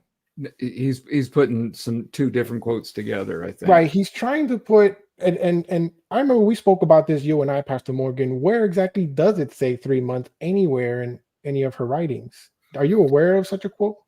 Yeah, no, and I did call him on it, but it's a mild point. You know, it says it was talking about in a few months, and that's another. It's another statement, but few generally means about 3, but sometimes it could be less. But we'll talk about that separately. I think what we want to talk about right now is about, was she saying you've got to everybody sell all your property and put it into the world? Right, exactly. And I want to come back to that a few months statement, because he did say at one point that you didn't address that, but you actually did. And so we're going to explain what that means, few months. But before we get to that, though, notice the next part where it says, then God will teach them when to dispose of these things. So Pastor Morgan, is she saying that immediately at that moment, because Jesus was going to come in 3 months, supposedly, they had to sell everything? Or what is she talking about here? Yeah, this thing got lost in the shuffle. And because I've been working on my new book, Glory, Glory, Glory, which deals with her earliest writings, I had read many, many statements of hers, in letters and throughout this whole period, where she was talking about a qualified consideration for different people who had more assets, to liquidate some of their assets to help the cause to grow. And when I had read all these different statements, it's like the one that you have just highlighted here. She's saying, don't sell everything all at once. That, then you're left penniless. And she reprimanded some people who were trying to sell too much. She said, no, there's a qualified liquidation of certain of your assets. I mean, these are not the words that she used, but that's the message. and those that have some property that they could sell, then you can help the cause to go forward. But each person must lay it before the Lord, and He will teach you when you're to dispose of some of your property. It's not just this statement only, but in other instances as well. And so I was well aware of that. I was trying to point that out, and he turned that into a contradiction. He said, well, sometimes she says do it, sometimes she says don't. And I'm saying, no, the context is what has God laid on your heart? What are the needs? And how much do you have that you could liquidate some to help the cause? And all of that goes both ways, and it takes judgment. It's not just a matter of do this. It's a matter of God let God lead you at the proper time, because we're on a roll. And you begin to see, man, the church starts to take off in growth. We're not thinking about a church at this point either. It's preparing people for Jesus to come. It's not building up institutions. It's about preparing people for Jesus to come. And you only have an envelope to reach a person's life while they're alive. So they wanted to reach as many people as they could, and the message needed to go forward. So it does take some sacrifice. Right. Now, that being said, let's read a little bit more of the context. Notice what it says in this section here, and I'll take your thoughts, Pastor Morgan. Just the next paragraph, she says, I also saw that God had not required all of his people to dispose of their property at the same time. There you go. But in a time of need, he would teach them, if they desired to be taught, when to sell and how much to sell. There you go. Why didn't Daly read this thing in context? What's up with that? Well, if you find something useful for your cause, you stop there. Let me just tell you a quick testimony, just 1 minute here for everybody listening. This is the very thing that strengthened my Adventist faith back in 2008, that prompted me to start the Advent Defense League, because I found a lot of critics using quotations, and I noticed a pattern. I kept finding the same quote from one anti-SDA website to the next anti-SDA website to the next anti-SDA website, and I realized, wait a minute, these quotes look exactly the same. And then I noticed that the quotes were changed a little bit, which showed me that they were all copying. So what I did is I got the same quote, I put it in quotation marks on Google, I pressed enter, and lo and behold, a dozen or plus more websites with the exact same quote taken out of context. And I realized that while these critics accuse Ellen White of taking things out of context, they take things out of context. While they accuse her of plagiarizing, they go ahead and plagiarize each other, right? And that is what made me, because of the critics doing that, is what made this ministry begin and made us start the Advent Defense League. And here we have an example of that very same thing happening from an acclaimed PhD, which I thought, would have expected differently. But yeah, and he talks about being picky about little points instead of big, broad principles. Well, you can't develop a big, broad principle unless all the little points actually fit. And that's why we bring people to the evidence. I have an expression, the ... means a lot, and sometimes they don't even put the ... and they never even let you know that there was something missing. Yeah, that ... is again one of those things that prompted me to start doing that research. But let's go ahead and any other thoughts on that, Pastor Morgan, or we'll go ahead to the next portion here. Yeah, all right. So let's do that. Go for it. Yeah. Okay. Yeah. So we're gonna continue on where we left off, Brother Jay. We're not gonna skip anything. Let's continue and listen a little bit more, and then we'll hear your responses to that. Go ahead. Close. Let me read 3 more statements here right from the same time period. Early writing 64. In a view given me June 27, 1850, my accompanying angel said, time is almost finished. Do you reflect the lovely image of Jesus as you should? Then I pointed to earth and saw there would have to be a getting ready among those who have of late embraced the third angel's message. She said, get ready, get ready, get ready. You have to die a greater death to the world than you have died. I saw that there was a great work to do for them, and but little time in which to do it. She continues. Some of us have had time to get the truth and to advance step by step, and every step that we have taken has given us strength to take the next. But now time is almost finished, and what we have had years to learn, they will have to learn in a few months. They will also have much to unlearn and much to learn again. So why in the world is she saying they have 3 months here? All right, stop right there. Which fits perfect. Now notice. I didn't hear 3. Exactly. Can you go back like 4 seconds, 5 seconds? I want everybody to hear that part again. Then I'm going to show the quote. Go ahead, just a few seconds. They will also have much to unlearn and much to learn again. So why in the world is she saying they have 3 months here? Stop right there. So she's saying, why in the world is she saying, he's saying, why in the world is she saying they have 3 months? But it doesn't say 3 months. It says a few months. Now, of course, we understand what he's trying to do, right? He's trying to narrow it down. He's saying, well, the 7 years of Bates' theory is coming to an end. And so in a few months, she means 3 months, right? That's typical. Is that technically what the argument he's trying to make there, Pastor Morgan? Yeah. It fits together in his mind. And that's the way he fits the pieces together. So he can't see it in any other way. And any other evidence, he just kind of dismisses that she's not giving a specific date. She's speaking in general terms, because if she meant 3 months, she would have said 3 months.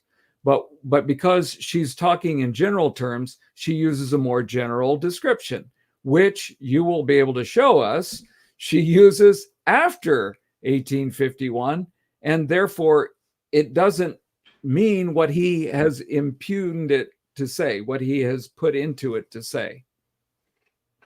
And let's talk about that a little bit by that phrase, in a few months. And I just wanted to highlight a little bit also that there's a lot of context here, right? And what Steve did is he read, and I highlighted previously so we could all kind of follow along, but he read this portion here, skipped this entire context, and then read this portion down here, and then highlighted the in a few months, changing that to 3 months, because as you said, Pastor Morgan, it's already imbued in his mind that it must be 3 months. So when he reads in a few months, his mind is seeing 3 months, but it doesn't read that way. It just factually just reads in a few months, right? And by the way, early writings, when was it published? 1882. Yeah. She's happy to publish the same statement in 1882 that says in a few months. Yeah, in 1882. Now, that's where I kind of wanted to go a little bit. Let me demonstrate here. Later down the line, Pastor or Professor Steve says that you didn't deal with this, right? We're going to mention that or highlight that portion in part 2 next week. But he actually said that you never dealt with this in a few months portion. But you actually did deal with that portion. And what you did, Pastor Morgan, is you showed that later in 58, I think it was? 54, I think. 54, yeah, and I have it here on the screen in a moment. What you showed is that she continued to use that same phrase in a few months, even after the 7-year period ended. Right. That base had set up. Because for context, so everybody understands, I don't know if we broke this down yet, so let me break it down so everybody understands. Elder Bates, right, one of the pioneers of Adventism at that time, came up with a theory that Steve is saying Ellen White endorsed. We're showing that Ellen White did not endorse that, right? But his theory was that from 1844 all the way to October 1851, a 7-year period, which he drew from an interpretation he applied to the 7 times of blood on the altar, right? And to him, that meant that Jesus was going to come at that period at the end of those 7 years, right? Which was October 1851. When Ellen White says a few months prior to the expiration, which if I'm not mistaken, ends actually in September, almost at October of those 7 years, when she says in a few months, that phrase is just a common phrase that she uses in other portions of her writings, even after the period ended in October 1851, right? Which goes to show what, Pastor Morgan, that she wasn't necessarily talking about that. She's just something she says to pretty much talk about the nearness of the Lord, right? Mm-hmm. Yeah, which she continued to do for years. Now, if I started to affirm what I agreed with him on, and that was one of the instances when Miles felt for some reason that he needed to give Dr. Daly a chance to reply to something. But I was trying to say, because I have studied the early periodicals in 1845, we're talking about, okay, 1844 is the Great Disappointment. The year after that, during that year, in a number of the papers, there were different groups of Adventists, some who continued to believe that they could set another date, and they all loved the appearing of Christ so much that it was a great temptation for them to do so. And even though Ellen White was affiliated with Joseph Bates and with some of the others that did that, including James White. Now, that was a little surprise to me, but in the very beginning of the disappointment, just as 1844 ended, they're in the middle of the winter, and he wrote some articles. He thought that Christ might come just within a few months. And at that date, he really did believe that.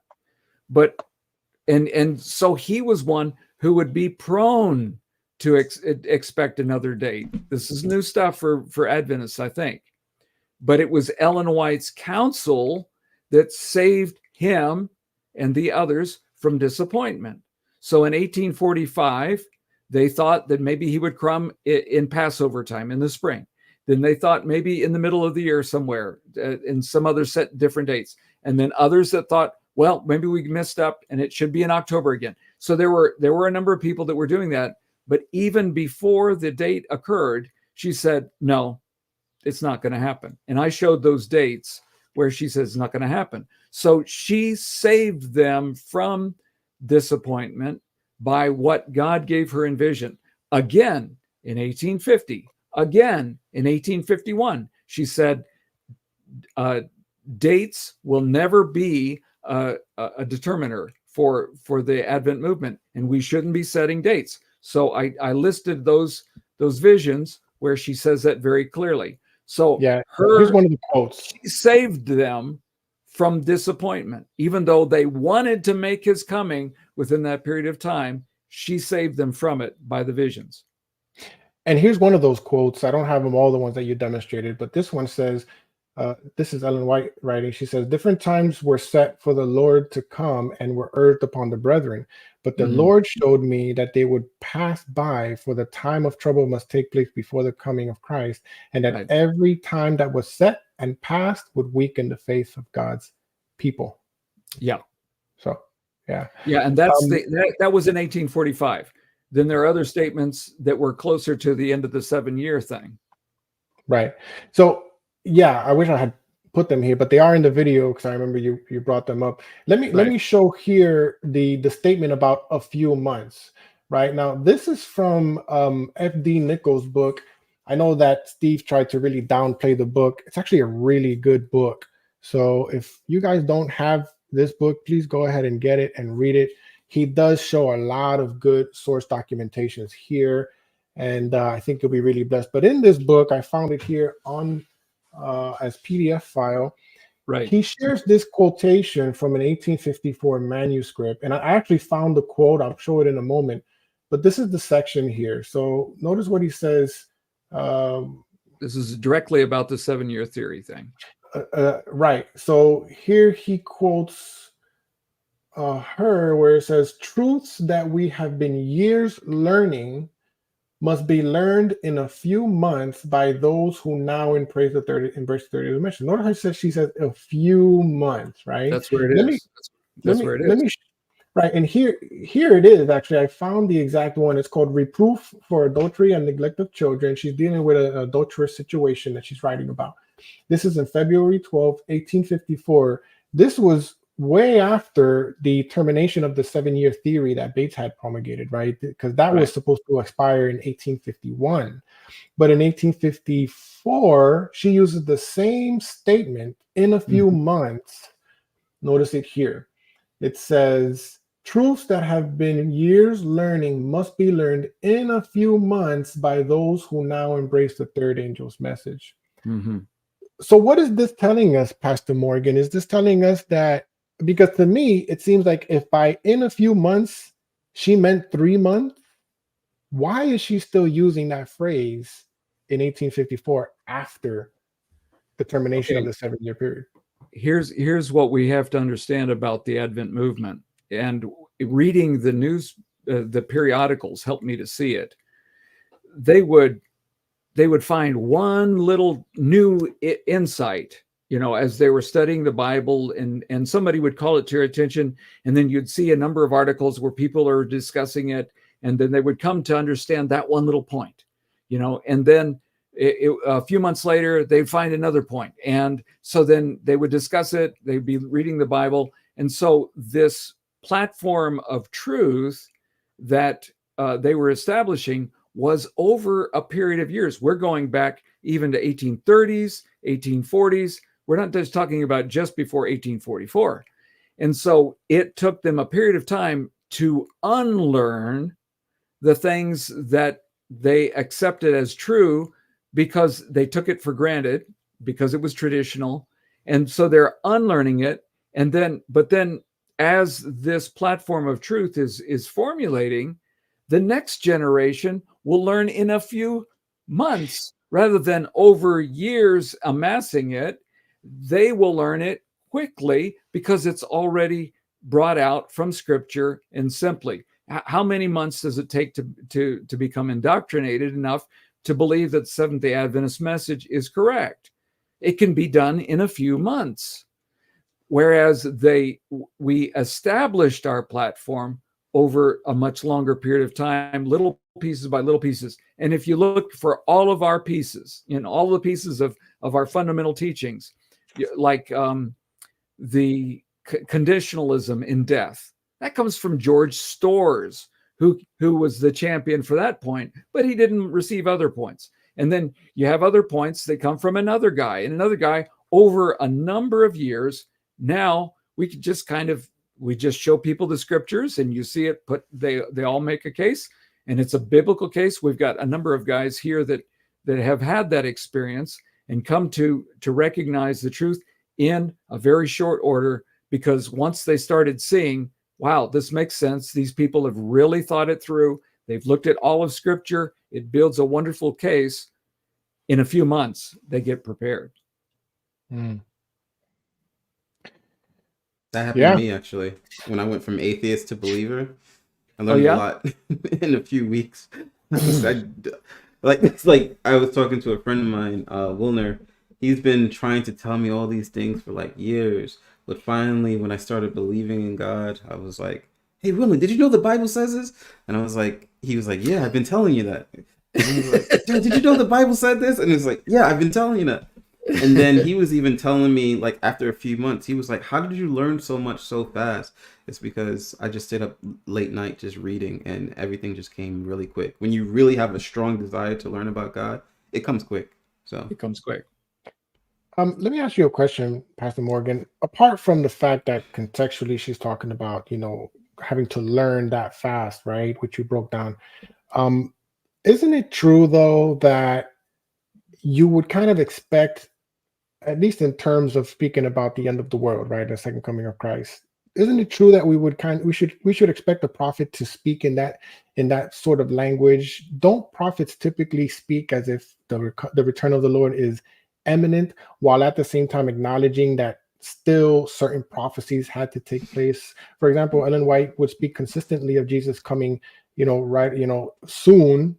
It's close, and yet she would still say, but wait, remember, there's still certain prophecies that have to be fulfilled, such as the National Sunday Law, things of that nature. I recall Paul speaking of this as well. In Paul's language in the Scriptures, speaking of the coming of the Lord as very close. In fact, he even said, we, W-E, right? We shall be caught up together when Jesus comes. He includes himself. So it seems he believed he would be alive when Jesus comes.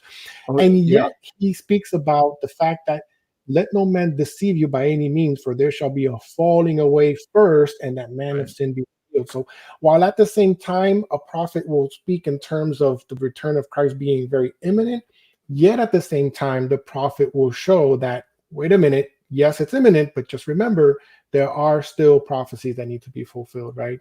Don't you think that we should expect if Ellen White was a true prophet, that she would speak this way? Yeah, for sure. And I'm wanting to look it up here, but I believe that the very word soon is a word that we get from Revelation, in some other passages. Didn't Jesus say that? So I'm coming soon. Even the concept. Yeah. Quickly. Revelation quickly, 22, yeah. Revelation 22:12, and behold, I come quickly, and my reward is with me. That was said 2,000 years ago. So you got Paul, you got John. I mean, this was their fundamental belief. And if somebody told them that this many centuries would pass, they would have never believed it. But where's their utility in thinking that Christ is coming someday? Where's their utility in thinking that way? Who would use that the most? The devil himself. Because if you say it's someday, then I'm good right now. I don't have to worry about it. But life is not promised to us. Let's do a little bit of an appeal here. Life is not promised to us 10 years down the road. There are some of us, we have no, maybe we've got a disease state that we're not aware of. Maybe we have an accident someplace. There is no guarantee that we can prepare tomorrow. That's why Hebrews tells us that while it is called today we should respond to the voice of the Holy Spirit. Today we need to prepare. It is soon. And if you die, even if there is a period of time before Christ comes, it's like it doesn't exist. It's imminent. So there's no utility for preparation for Christ's return to put it off. The utility in that sense is only for the devil to make people lose their salvation by procrastination. Yeah, my wife always says that we should always live as if Jesus is going to come tomorrow, right? Always live your life as if he's just about to come. And that's the burden of every prophet we find in the scriptures, always living for the Lord, always living for Christ, especially in the New Testament. Ready always, as if Christ was going to come, because today is the day of salvation. So thank you for sharing that. Be ye also ready, not get ready, be ready. That's right. Amen. Let's go ahead, and so that being said, let's continue down the video. What do you say? Let's go ahead and play a little bit more. Right where we left off, we'll continue from there. Which fits perfectly with the 7-year theory, because she's saying the time of trouble is going to begin in 3 months, and that was to last less than a year, which would fit perfectly with the October 22, 1851 date. Are you familiar with when that was actually written? Yes, I was. It was 6/27/50. No, it was written in 49. No, the June 27/50 is the date of the 3-month one. The other one, the first one I read was in 1849. Yeah, that's the thing. The last two I read were June 27, 1850. The third one, this is the last time Ellen makes a shut door statement, and I'll tell you why this is the last time. And this is June 21, 1851. She said, I saw that Jesus prayed for his enemies, but that should not cause us to pray for the wicked world, whom God has rejected. When he prayed for his enemies, there was hope for them, and they could be benefited and saved by his prayers. And also after he was a mediator in the outer apartment of the whole world. But now his spirit and sympathy were withdrawn from the world, and our sympathy must be with Jesus and must be withdrawn from the ungodly, present tense. Now, this is the last shut door statement she makes. And the reason that she shuts off early before the October 22, 1851 date is because she was expecting the time of trouble to come. And by the summer of 1851, she could see the time of trouble had not come. Everything was just the way it had been. Her predictions had fallen flat. She was a false prophet. And now she had to do reparations. She had to try to figure out, how in the heck am I going to deal with this? So this is when she starts making these other statements. All right. This looks great. Pause it right there. Just in time for a word from our sponsors, right? Non-sponsors. So a lot was said was there, Pastor Morgan. I definitely want to get your thoughts on that. But basically, as you know, he's quoting from what's called the Camden Vision, right? Where Ellen White supposedly had this vision, and I have the quotation here. I could probably zoom in a little bit more. Click here. And here's the statement. Then I saw that Jesus prayed for his enemies, but that should not cause us to lead us to pray for the wicked world, whom God had rejected. When he prayed for his enemies, there was hope for them, and they could be benefited and saved from his prayers, and also after he was a mediator in the outer department of the whole world. But now his spirit and sympathy were withdrawn from the world, and our sympathies must be with Jesus and must be withdrawn from the ungodly. And then another part here, I saw that the wicked could not be benefited by our prayers now, and although he sent it upon the unjust, yet their day is coming. Then I saw that the scripture did not mean the wicked whom God had rejected, that we must love. Point is, as Steve was putting it, this is supposed to be her last shut door vision, and that she definitely believed that the probation had completely ended for the whole world. And so therefore, according to him, this makes her a false prophet. But any thoughts on this particular vision here? Anything you'd like to share on that? Yeah, I'm trying to look for something, but I'm going to, I want it. Can you do my share screen right now? Bring this up. Okay. This is one of the major advantages that's going to come in my book when I publish it. This right before you is a vision chart never before ever done, which is a total surprise. My kids said, "Really, Dad? In all this time, nobody's ever tried to do this?" Well, so you're getting a little glimpse of something that is a brand new feature that will be in this book. This gives you the listing of all of Ellen White's recorded visions from 1844 until 1854, when her second book, which I am commenting on, was produced. So it's for that span, and then I will take it from there later on as I do further research. But I've given all the documentation and listed all of these visions, and it's fun for me because I like the details, but for other people it probably drive them nuts. But anyway, I've put it together, and probably will change some little things as somebody calls something to my attention or gives me a new source. But I've got this here for this vision, and the vision that is referred to as the Camden Vision, I list as the Time Never Again a Test Vision. This was Camden, June 21. And if you look at those sources that I have here that are I've listed, she states as the primary focus of that vision, the three angels' message doesn't need time to strengthen it.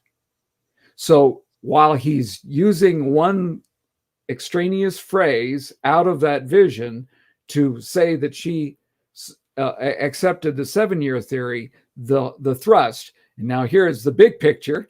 The big picture in this case is that she's saying time is no longer, and it is on the basis of this vision. And what I wanted to show you is the envelope. They actually kept the envelope for this vision.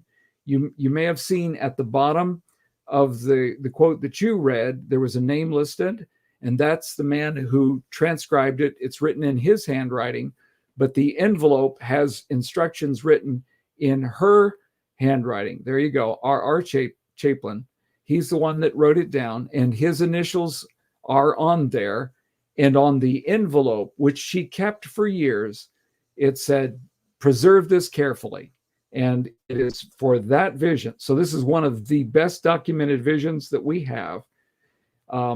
Many others, but this is one of the best, that the actual envelope that she had kept this information was kept for all these years. And the point of the vision is time is not to be a test. And when I presented this information, the response of the open-minded, even if they didn't necessarily agree with me before, was that I showed that all this convenient evidence that seems to fit, as he said, it fit, doesn't add up to his conclusion. And the 7-year theory was rejected not only by Ellen White but by James White. And before the event took place, before the time of October in 1851, he wrote an article where he very graciously said, "We love the brethren who are promoting this theory, but we do not accept it." And he gave his reasons for it. And I present that in the video. And it seemed very convincing to the people who watched it and responded on that point. So basically, you're saying that she did have a vision in Camden, New York, but Yes. contrary to what we just read, actually her vision says that time will never again be a test. Right. When it comes to prophecy. Okay, so let me ask you this though, because the Camden vision that you're reading that she had here was done June 21st, but when you look at the dating of this one, it says June 29. Why is it that this one is June 29th and yours is June 21st there? How come we don't have? Yeah, well, here's the June 29 vision, and we have. And where was that? That's in West Milton, New York, which is not far from Camden.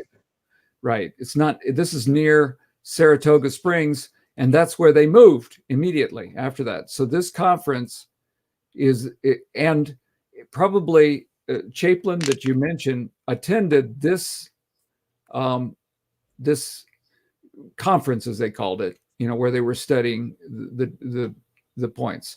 So anyway, I can't explain to you why there's a different date.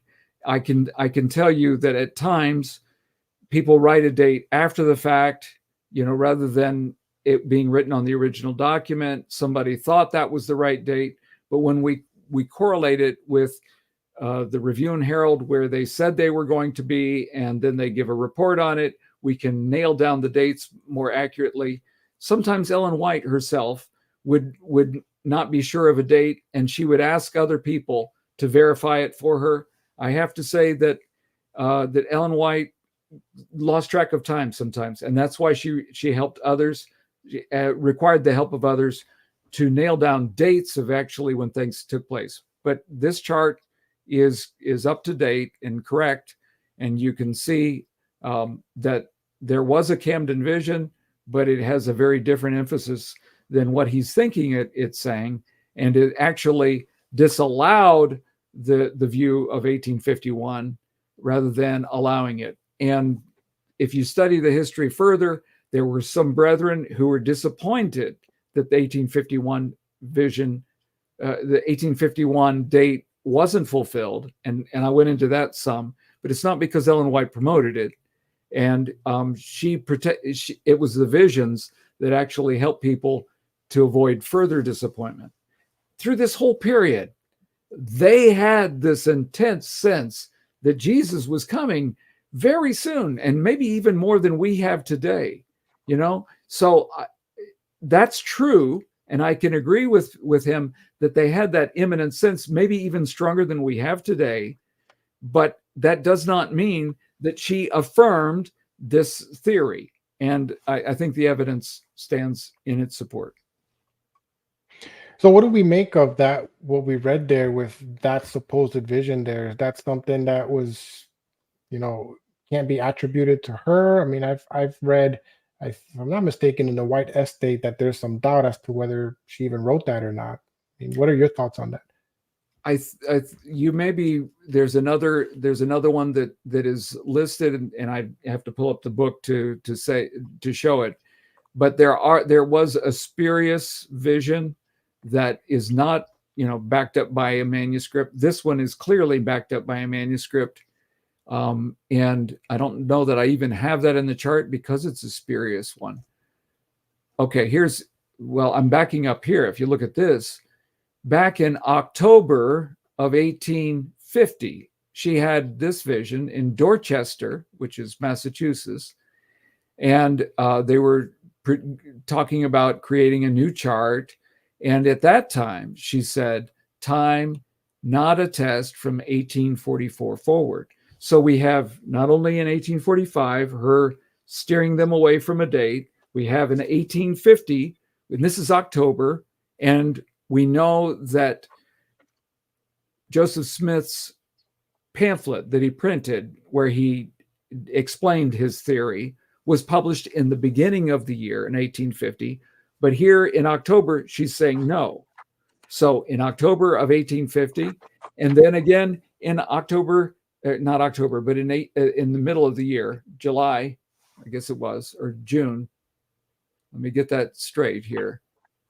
The Camden Vision here is June. Again, she says no. So it's clearly the direction of what she's saying is not to affirm the 7-year, the very opposite of what he has concluded. Okay, very good. Thank you for sharing that. Let's continue on.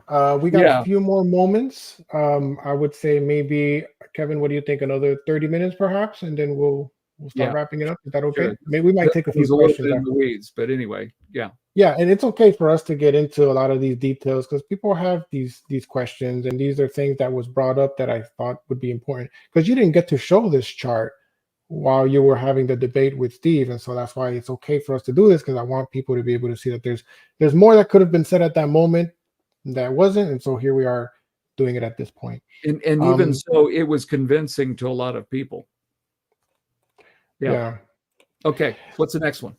Let's do it. So let's go to the 32-minute mark. 40 seconds, I think it is.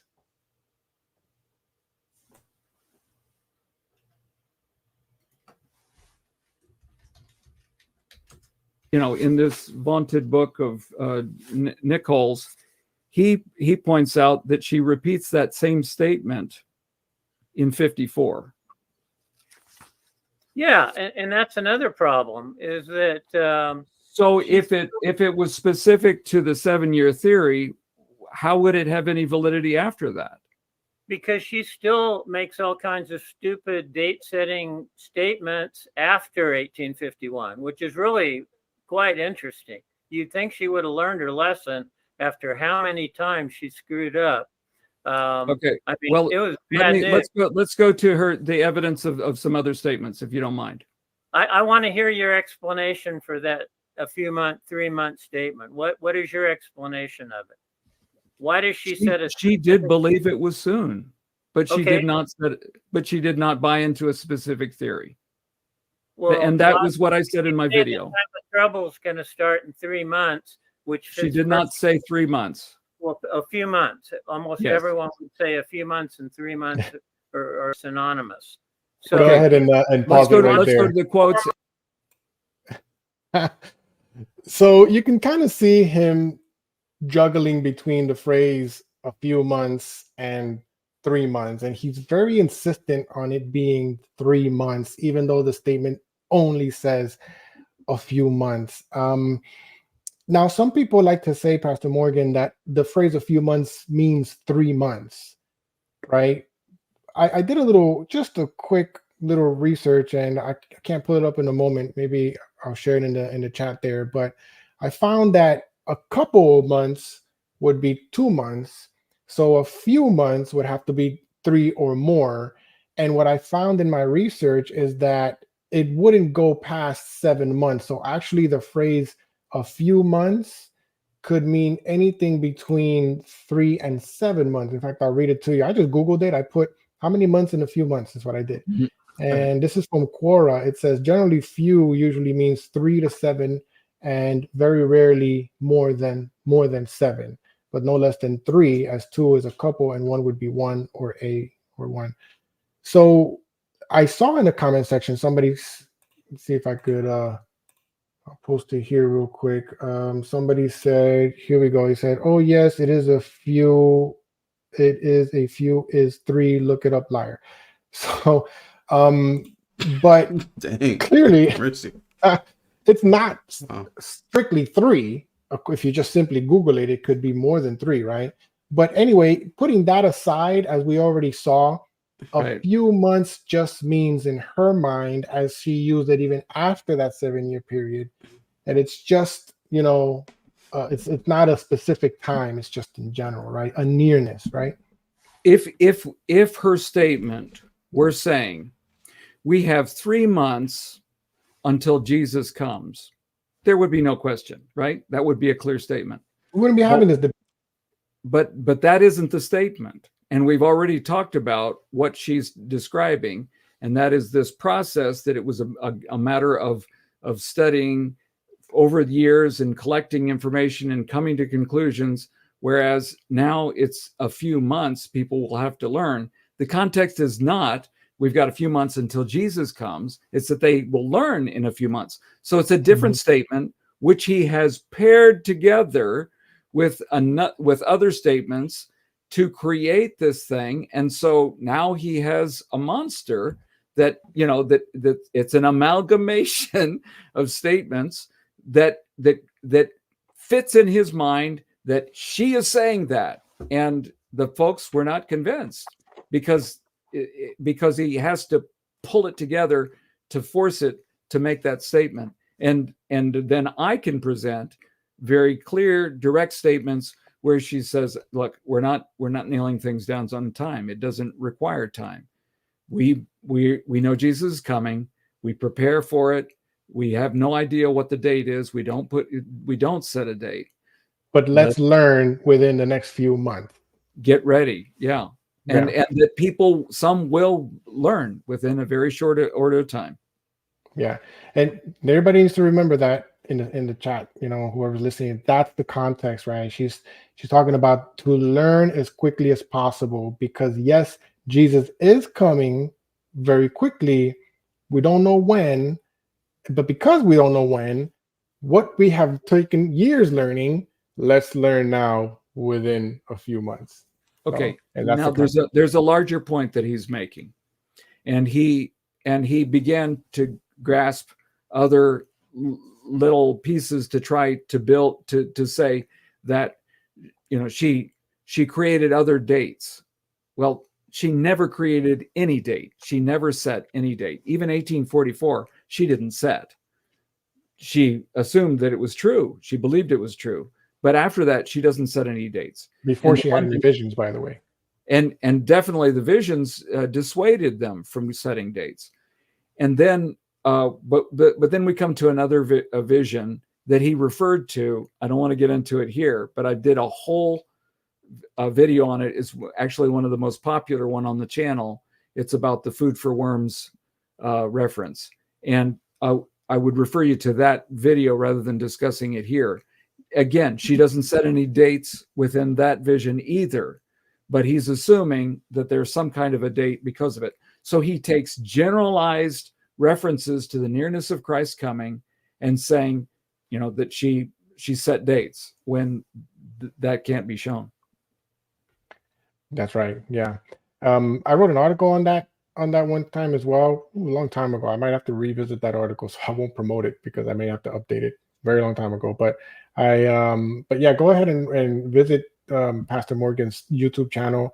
You'll see it right in the front. It says Food for Worms. I've seen it before as well. Just click on that video and take a watch. I think you'll enjoy it. There's a picture of a worm, so you know. Of a worm, yeah. But just to re-emphasize, Brother Morgan, because I'm watching the comments, it seems people are not grasping the idea. So just to repeat here, in a few months is not talking about the second coming, but in context, in a few months is talking about learning quickly. Right. As much as you can, what they took years to learn. Correct? Right. Okay. Because people are still stuck on thinking that she's talking about the second coming. So I want to make sure that. And it's once you fuse those two things together, it's hard to separate it and say, wait a second, that's not what she's saying. And so I get it. You know, once an idea is stuck in your head, it's hard to, it's like a tune that you can't get out. Right. Yeah. Yeah. It seems like that a little bit for some of the critics in the chat as well. Folks, don't let the critics distract you. Let's pay close attention here because we are drawing to a close. And I want to finalize here, Brother Morgan, with the section about Lucinda Burdick. Okay. Now, just to give a little context, right?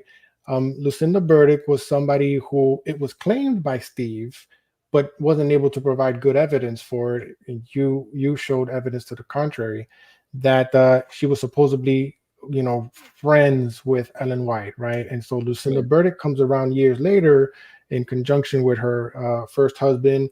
I believe his name was Howell, if I'm not mistaken. And Miles Grant, who was a critic of Ellen White at that time. She comes around and starts making a whole bunch of claims about Ellen White. One of them being that she believed that she had heard Ellen White say that Jesus was going to come in the mid-1800s. So what I want to do now is show that portion of that video, a little bit of that discussion back and forth between you and Steve on that, and then get your thoughts. So Jay, let's go to 37:45, minute mark 37, verse, I'm thinking verse here, second 45.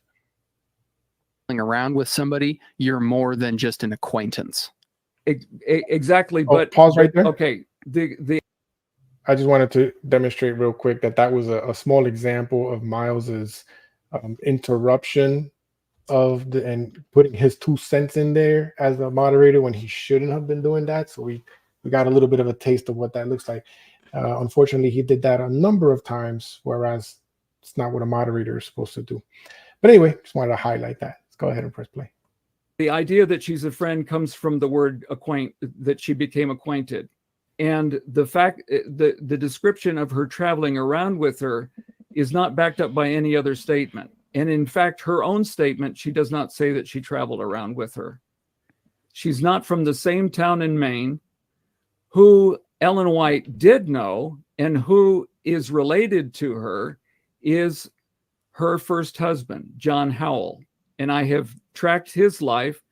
I even got Lucinda Burdick's maiden name, found out the town that she grew up in, where they got married. All of that I put into in a video. So there, it's a supposition that they were well known and that they traveled. The ones that I can document who traveled with her were the Files, James White, Sarah, Ellen White's sister, and then one other brother that she mentioned. And those are ones that traveled. Israel Damon traveled.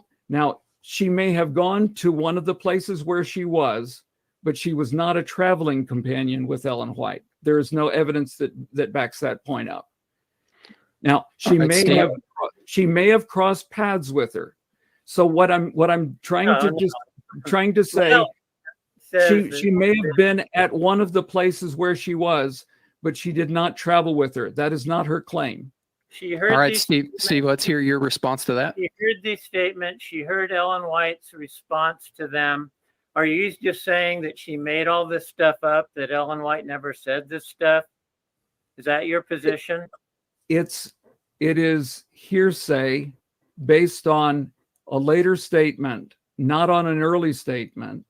It is her in the description, and I point this out. The language indicates that she is acquainted with Ellen White and she knows of these things, but it is not her talking with Ellen White. That's not the statement that she makes. It's her directly hearing Ellen White respond to these questions. Why did the Lord? First of all, go ahead. Look at the context. So, I wanted to highlight that discussion you were having with him there, and hopefully people actually saw this debate so they can get the whole thing. But I wanted to highlight that portion because I think the point you were trying to make, Morgan, you let me know, is that we can't really make an entire claim based on a statement from a person who wasn't really that acquainted with her, whereas we can make a claim based on individuals who were more closely acquainted to her, because you're going to do that later. You're going to show Andrews and Miss Stoll to do that, right? Is that kind of where you were going with that? Yeah. I wanted to know, what is the evidence for the claim that they were close friends? I've seen he's not the originator of the claim. He didn't do the original research. He's basing it on other websites that make the claim, and they have the quotation, but you look at the quotation and could you pop up my screen there, my shared screen? Mm-hmm. Okay.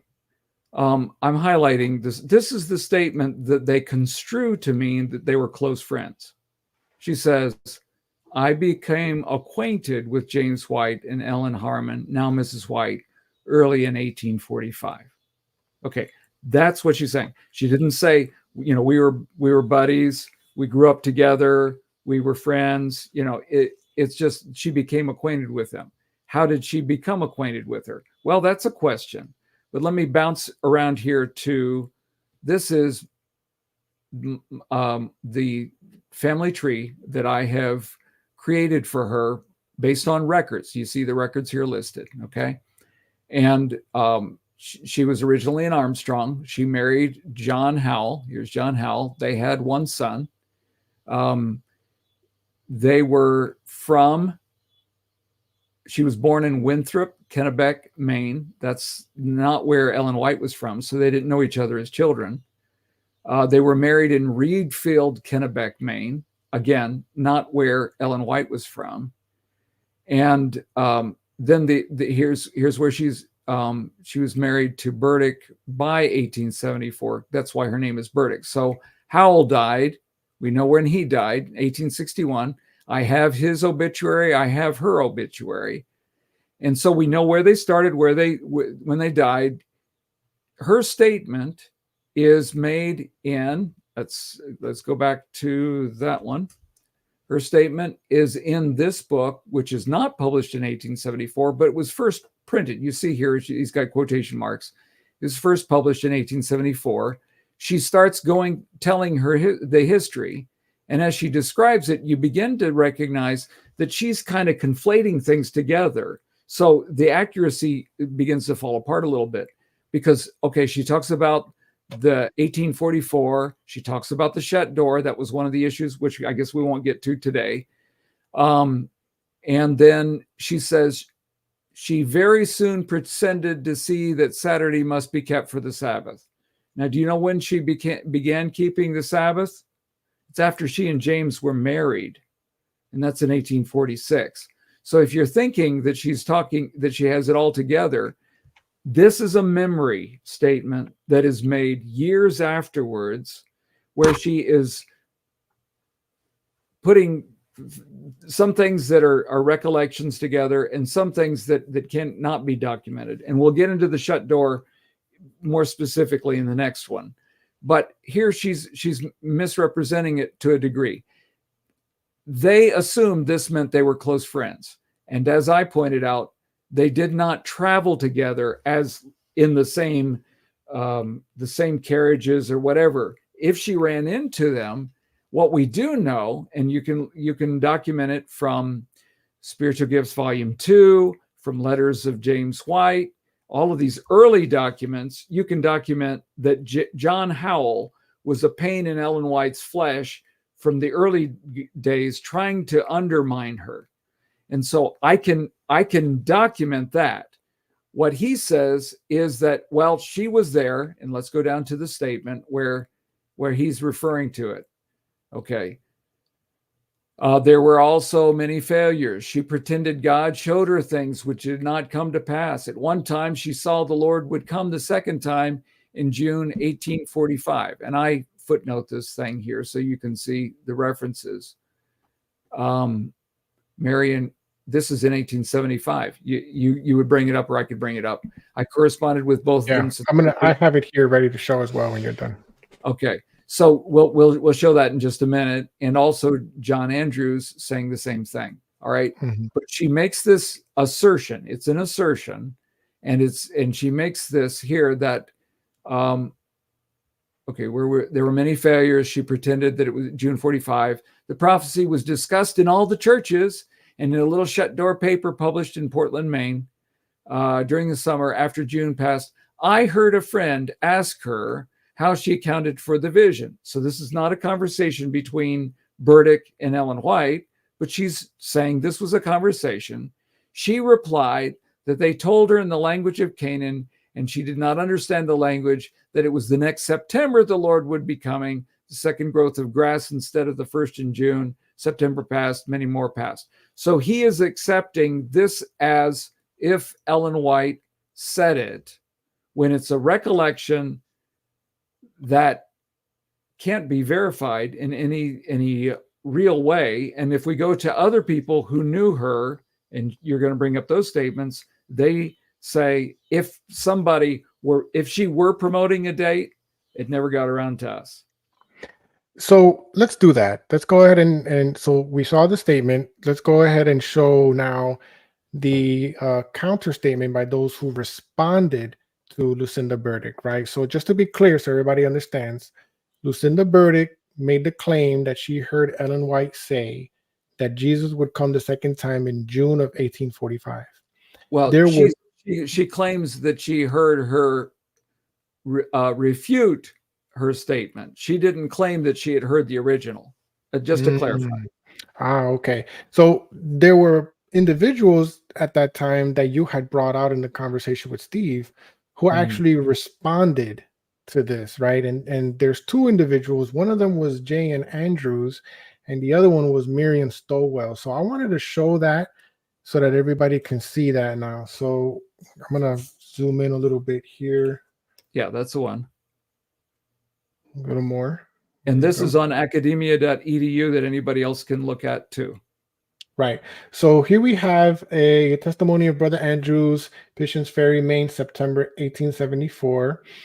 Jane Andrew replies to the allegations in The True Sabbath about Ellen White's visions. He says, my acquaintance with Sister White began in the summer of 1844, and I have been intimately acquainted with her ever since I was conversant with her course during fanaticism, which existed in Maine in 1845. Now I'm going to skip down to the relevant section that we're talking about here.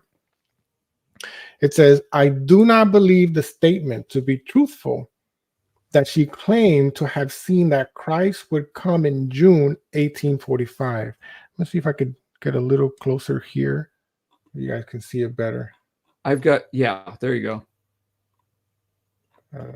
Oops, I went too far back, so let me come back. I've got the same one if you want to switch to mine.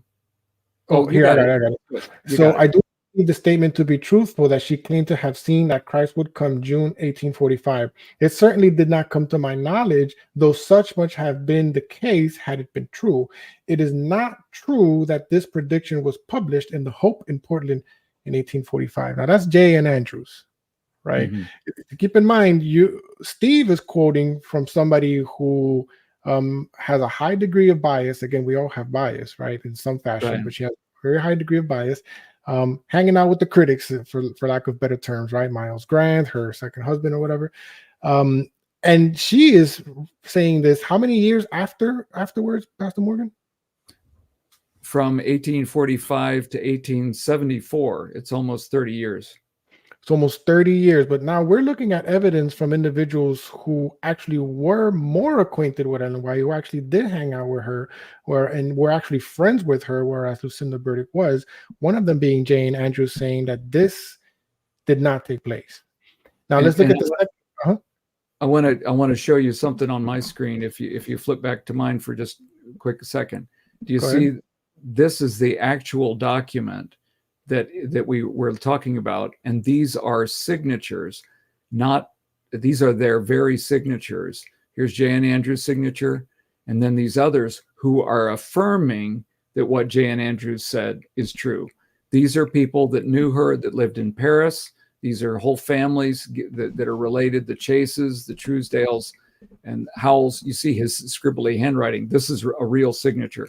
So I just wanted to add in, it's not just J.N. Andrews on his own. These others are affirming that it's the same thing. So if this was something that was bounced around in the churches, these are also witnesses who are saying, we never heard it either. Interesting. Out of the mouth of 2 or 3 witnesses, let every word be established, right? Let's Yep. look at another testimony. That being said, so let's scroll down a little bit more and let's go to this sister, Miriam Stowell. Yeah. And I really like what she did here because she showed how she actually had the book, read the book, and then gave her assessment based on her experience with Sister White. So she says, I have borrowed and finished reading Elder Miles Grant's 20 tract entitled The True Sabbath, Which Day, etc., an examination of Ellen White's visions. It is not because the elder had classed Miss White's visions with Joanna South Scott, Ann Lee, Joseph Smith, Swedenborg. These are all individuals who claim to have been, spiritists or prophets at that time. Let me scroll down a little bit. She says, no, indeed, this is his privilege if he can discern no difference. It does not follow, however, that such terrible misstatements as those given on pages 72 and 73 by Mrs. Lucinda S. Burdick of San Francisco should be permitted to go uncorrected. So now she's taking initiative to say, let's go ahead and show the truth of the matter, right? So Right. she mentions a couple of things, and then she's going to talk about the supposed prediction that Ellen White made that Jesus would come a second time in June 1845. She says, Miss Burdick claimed that Miss Harmon saw that the Lord would come in June 1845, and then after the passing of June, September was claimed as the correct time. If this be true, it is very strange Miss Harmon neglected to mention so important a revelation, and besides, she had a vision during her stay or visit at my father, which was in either July or August 1845, and the subject of any specified time in either that year or any other was unmentioned. Yeah. If that was that important, why would she, they would remember that, and they were the witnesses who were the closest to her. So I think here we see a divide. We're going to see a critic who's going to uncritically accept the word of a critic. And then my bias is going to lean towards these people and say that they are telling the truth. Now, you could say, well, maybe they're just covering for her. And that's what they would say, that the critic had to be right. But why is the critic right if there's no other confirmation? Why is that testimony trumping the testimony of those that are closest to her? So at worst, it's a wash. At best, we see that the critic is speaking at a later time. They're defending at a later time also that they have no recollection of such a thing, and there is no other record of it in any noticeable way. And it's worth mentioning as well. If I can go, can you briefly put me back there? If it's worth mentioning, I wanted to read this highlighted portion too, because it just shows that. Well, let me just read it so you see. Furthermore, Ms. B's statement is that Miss Harmon confessed that she could not only throw herself into a vision when she chose, but that James White would control them and bring her out when he pleased, has the tinge with me after an acquaintance of over 30 years of sublime nonsense. Mercy. And then she says, during Miss Harmon's visit in Paris, Maine in the summer of 45, I stated to her the particular of a dear friend of mine whose father had deprived her from attending our meetings. Consequently, she had not rejected the light. Now notice, she smilingly replied, God never has shown me that there is no salvation for such persons. It is those only who had the light of truth presented to them that knowingly rejected it. So what I gather from this, and people are welcome to read this entire thing, but what I gather from this is that she's not only demonstrated that the portion of the supposed claim that Jesus would come in 1845 is false, but that everything else that she's saying there is equally as false. It's sublime nonsense. None of it makes sense. And so she's taken the whole thing to say, in other words, I think, at least in my mind, is this is really hardly even worth reading, at this point, with how just totally untrue all these claims are. Well, yeah. And it's not true that no detail of what she says has any truth to it, but it's the interpretation and how she sees it. The thing about her having a vision, that was what she's doing, is she's repeating rumors. She's repeating what the accusations. And what's really interesting is one of the most remarkable of all her visions, that's called the Randolph vision, took place in direct response to the idea that James White was kind of hypnotizing her. And that was the charge. And that's what she repeated again in this book. And James White was with her on a number of times that she had visions, obviously, because he was kind of her protector for a long time. But they didn't travel alone. They always had a female companion with them. She documents who those were at different times. I mentioned the names of the people. But on this occasion that she went to Randolph, this was the time that she went to visit with the Nichols, and this Sargent and Robbins came to the door, and Nichols says, "Hey, don't you want to meet Ellen and her sister Sarah, who are here visiting?" See, it was Ellen and Sarah. They were there by themselves. James was not there, and we can document that fact. So they said, "Oh no, well, no, we don't have time." So they said, "Well, but we'll set up. How about in Boston?" So they were going to Boston for a meeting. Ellen White had a vision that said, "Don't go to Boston, go to Randolph." And Nichols said, "Go to Randolph?" And so they went to Randolph based on that vision. That's why he was sold on it, because as it turns out, they knock on the door, and who is in Randolph? Mm-hmm. Sargent and Robbins. They had ducked out on the meeting in Boston and had tried to hide in Randolph and go poison them against Ellen White. And so she shows up. The poisoning had already taken place, by the way, in Randolph. I found that out later. But they come in there, and everybody's kind of stiff-lipped, watching as these two ladies come in with the Nichols.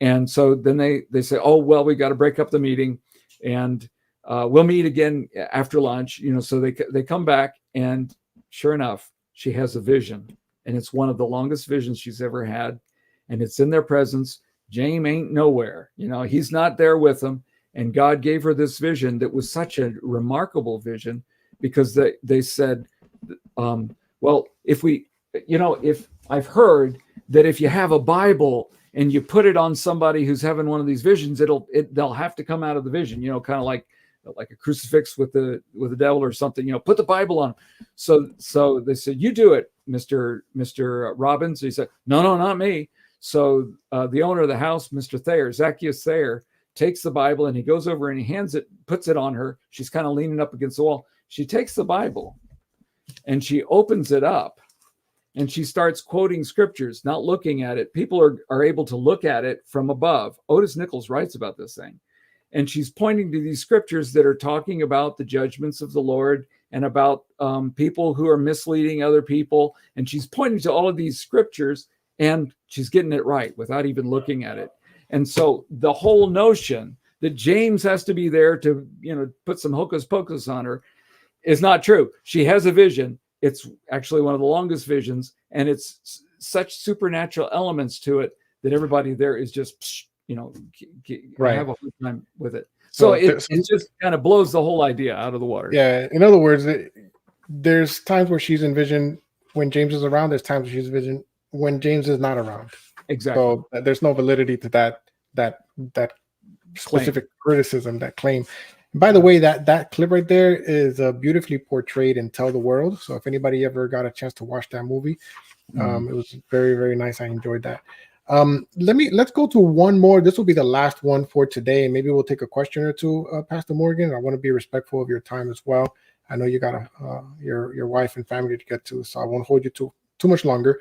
Let's go to the 1 hour mark, 1 minute, 24 seconds. And from there, we'll start drawing the conclusion. So 1 hour mark, 1 minute, 24 seconds. I want you to listen to what he says in response to the Andrews response, and then hear your thoughts on that. Go ahead.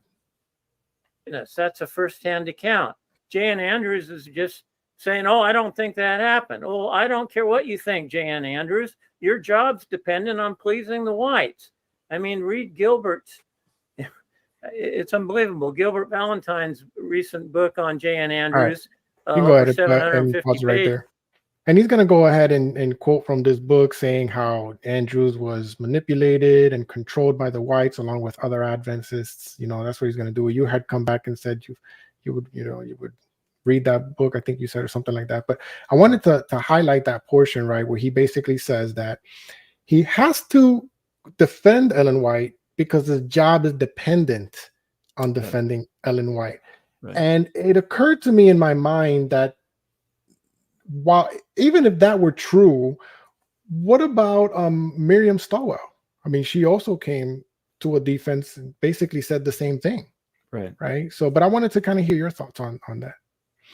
Yeah, he has a way of kind of, I call it read intoism. And Steve, if you watch this video, I'm not trying to make any personal attacks on you. I'm addressing the approach that you have used. You get an idea about what it means, and then you run with that idea. And I come to it and I read it. Other people come to it and read it, and they don't have the same idea from it. So because it's not there. And that's why I can't argue with what's in your head. All I can do is present what I see in the, okay, right. Nice comment. So so I can't argue with what's in his head, but I can look at the evidence about it. And J.N. Andrews, he didn't do it for a job. It was a sacrifice for him to be a minister. This was not something where he had some cushy salary. They didn't have salaries in his day. He went as a missionary. He was sickly. He suffered, but he did it because he believed it. So it's to impugn his motives, to say, yeah, he said that, but he's really compromised. Okay, you can see little conflicts that may arise. People have conflicts. Ellen White had conflicts with her husband. We talked about that in the video, but that doesn't mean that their whole marriage was rocky or that their whole marriage was represented by that. They had some points after his strokes. J.N. Andrews may have had differences of opinion, but a difference of opinion didn't mean that he didn't accept the validity of her gift based on what he himself saw and the evidences that he, as a scholar and a gentleman, came to conclude. Yeah, good point. So that being said, let's draw to a close here with just a few questions for you that the audience had put there to ask. I wanted to start with this one here because we kind of looked at it a little bit, but I think you and I spoke about that a little bit actually prior to the episode. But it says Steve Daly said 50 to 80% of Great Controversy was plagiarized, and you actually responded to that in the debate. But I guess for those who haven't watched the debate, you actually said that I'll let you explain how you responded. So go ahead. Yeah, well, what that one actually came, that was the thing that came from Denny Fortan, where it was actually a very limited point. Okay, let me see if I can find in my presentation which one that was, and then you can bring it up from on the screen. Okay, here it is. Got it. So you can bring up the screen.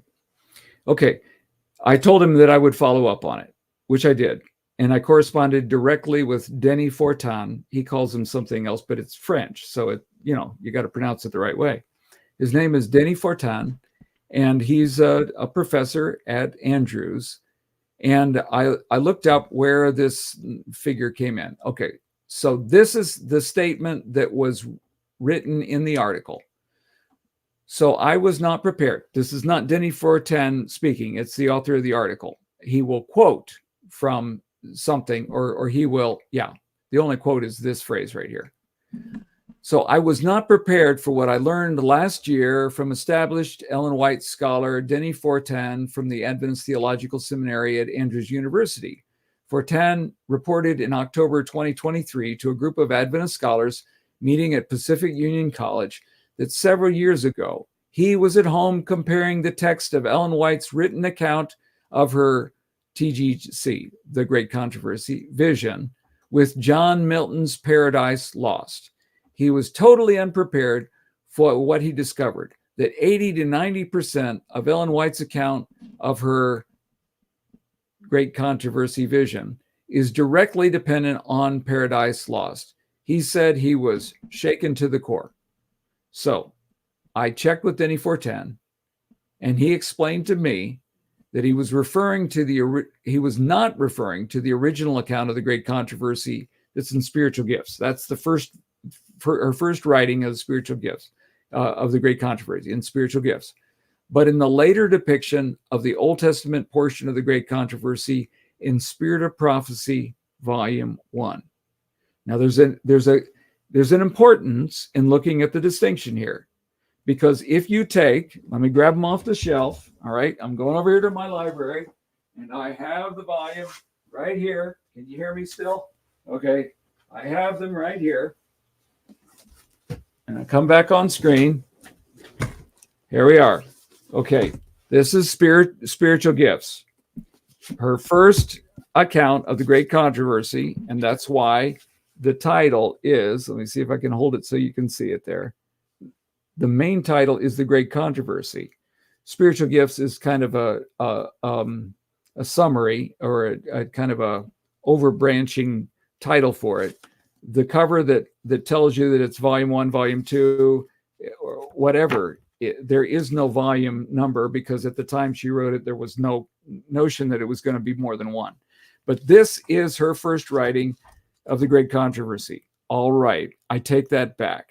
Actually, I discovered that her first writing of the Great Controversy occurred in her earliest book, and I will get that for you as well.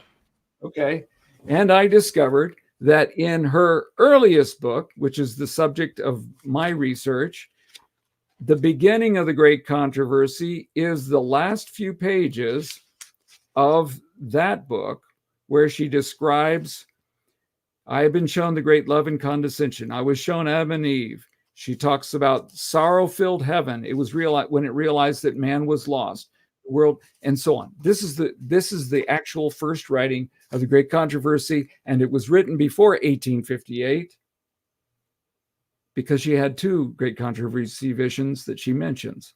This one was earlier, and then when she picks up in this one, she has the same thing. It overlaps. And then when you get to early writings, because it has spiritual gifts in it, it has two accounts that are almost the same, but expanded in the second one, because in her second Great Controversy vision, she adds. Now, all right, so I've established the historicity of it, but he was not comparing either of these volumes. He was not comparing these, because this is where she wrote out what she saw in vision. It's kind of like her son called it flashlight views, where she jumps from one scene to another, and she gives very broad history. It's when she begins to write it out, and then she did do that in Volume 4. She tells about Volume 3 and 4. She begins to fill in with the Bible the Great Controversy account. So she's not telling you just what was in her vision. She's filling in with the Bible the part that she didn't put the first time. And when she rewrites it in Spirit of Prophecy, Volume 1. And if you read through this, it'll sound an awful lot like Patriarchs and Prophets. Why? Because when she rewrote this, it became Patriarchs and Prophets. All right. So what is this volume? Is it an accounting of her vision? No, it's all of the facts of faith, the biblical history. So she's going to follow the biblical account of how sin began in heaven. That's a vision that she described. It's not the one that he found similar.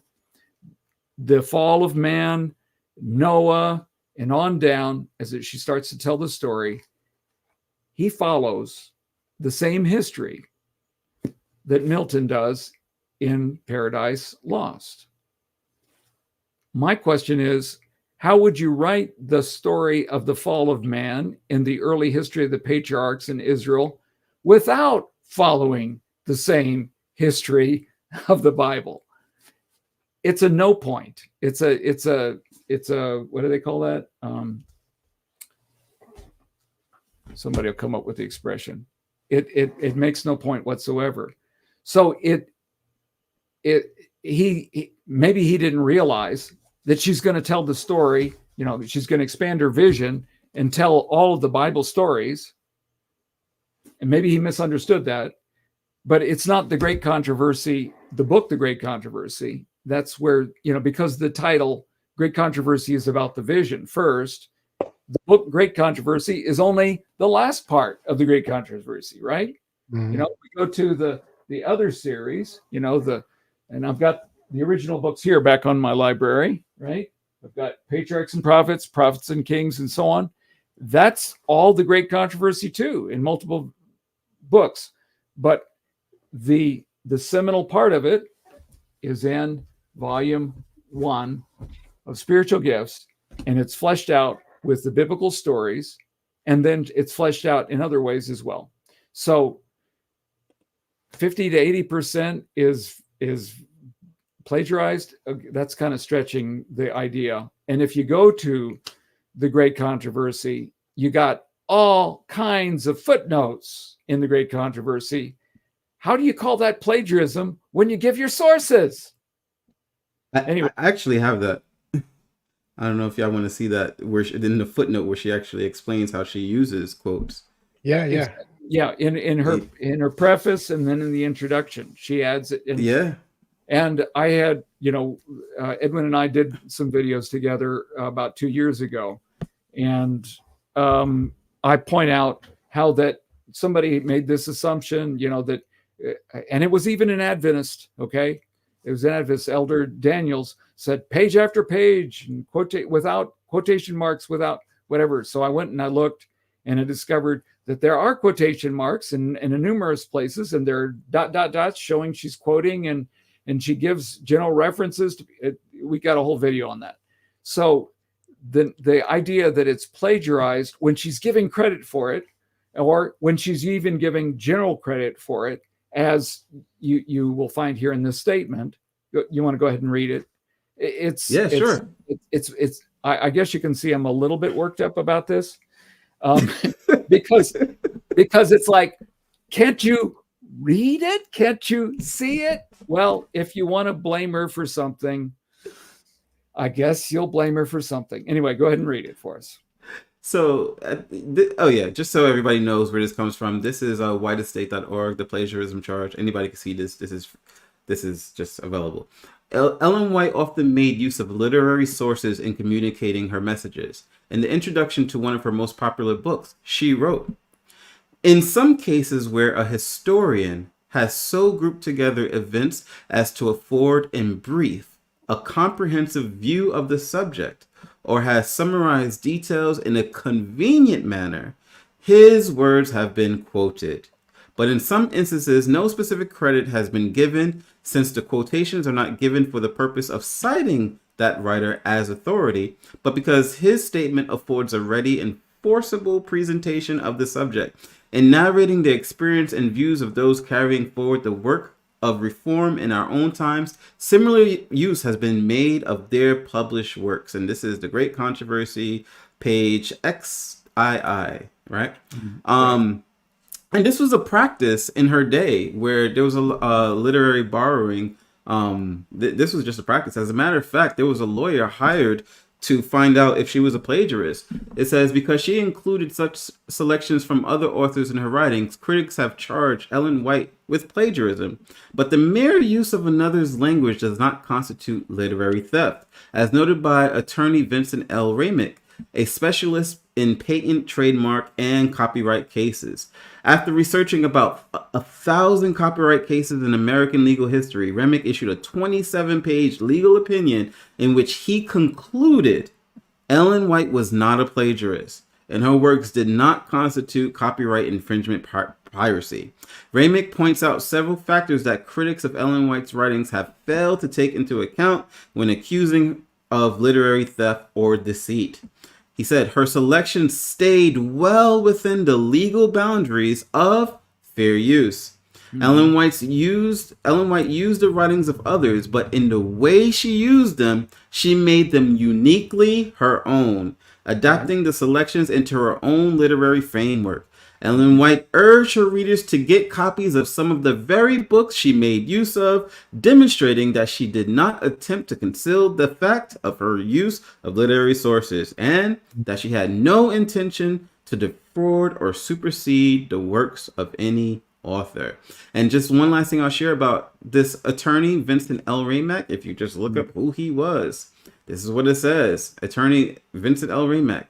Ramack describes himself as a Roman Catholic, but not seriously religious. So this was not a Seventh-day Adventist that was saying these things. This was a Roman Catholic. So I just want to share that. And I'll share a couple of thoughts as well. Biblically speaking, biblical authors also did not also made the same disclaimers and showed how they too borrowed words from others to make the points that God had inspired them to demonstrate the thoughts that God had inspired them with. Here we have Solomon saying in Ecclesiastes chapter 12 verse 9, and moreover, because the preacher was wise, he still taught the people knowledge. Yes, he pondered and sought out and set in order the proverbs that we read. Basically, it says the preacher sought out to find acceptable words, and what was written was upright words of truth. The words of the wise are like gods, and the words of scholars are like well-driven nails given by one shepherd. And I'll show also another biblical scholar who did this. Luke, he says, inasmuch as many have taken it in hand to set in order a narrative of those things which have been fulfilled among us, just as those who from the beginning were eyewitnesses and ministers of the word delivered them to us, it seemed good to me also, having had perfect understanding of all things from the very first, to write to you an orderly account, most excellent Theophilus, that you may know the certainty of those things which you were instructed. So here we have Luke saying that he got his information from eyewitnesses. You know, he gathered information. He was inspired to search for that information, put that information together, and then share it with the rest of the world, perfectly admitting that he did that, right? Nothing particularly wrong with that. So, and of course, there's many other examples that we can show, but in the videos that Pastor Morgan had referenced, him and I did a series of 3 parts, and we should go back, Pastor Morgan, at some point and complete that series. People have asked for us to complete it. You know, we should, but you know, time is not always on our side. But we did go through this, and we responded to a lot of it. It's called the plagiarism charge. You'll see it on our list here in our YouTube channel if you want to go ahead and watch it. But we did explain this, go through this, and we spoke about a couple of other things as well pertaining to this. So recently, I had a discussion. I was trying to look for it, but I don't want to out somebody. You know, if they don't, you know, they didn't give me permission to quote them exactly. But we had a discussion back and forth, and I suggested that they watch those early videos that I produced. Actually, your videos. It's on your channel, and they watched.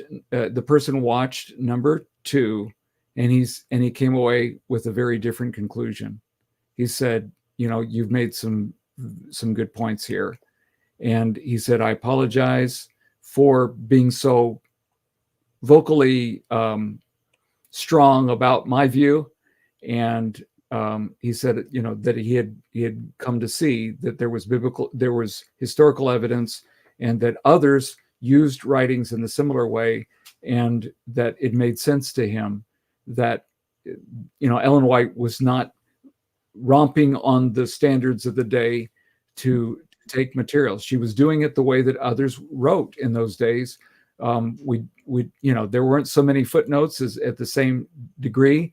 It's kind of like when I went to college in the 1970s, the best that we could do to produce a paper was to write it out by hand and then go to a typewriter that may or may not have had correction on it and type out our papers. So when it was that hard to write a paper, they didn't expect much of us.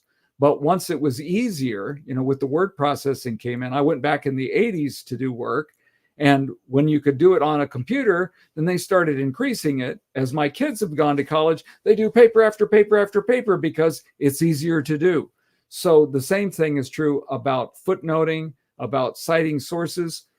It took them years to actually document all of the footnoting for what Ellen White had used when they published Great Controversy in 1911.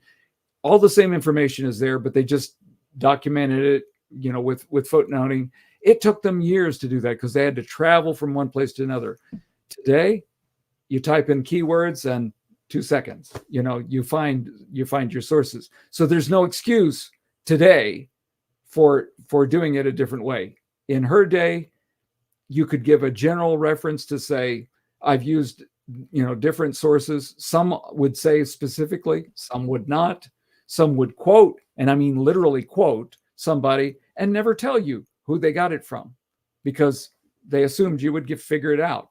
And so the standard she followed was the standard of the day. When they changed the standard, they told her about it. She said, oh, well, let's do the work to catch up with the standard. And so they did. And she did that. Maybe she was lagging a little bit, but she was writing the themes. She wanted to tell the story. She wanted us to get the big picture. Sometimes in my thinking, all of the footnotes and all the stuff that I do on books, it makes reading hard. And I've been told sometimes that people don't like to read my books because I have so much that's documented. But the historians say, great, I can follow all your work. Yeah. But it's hard.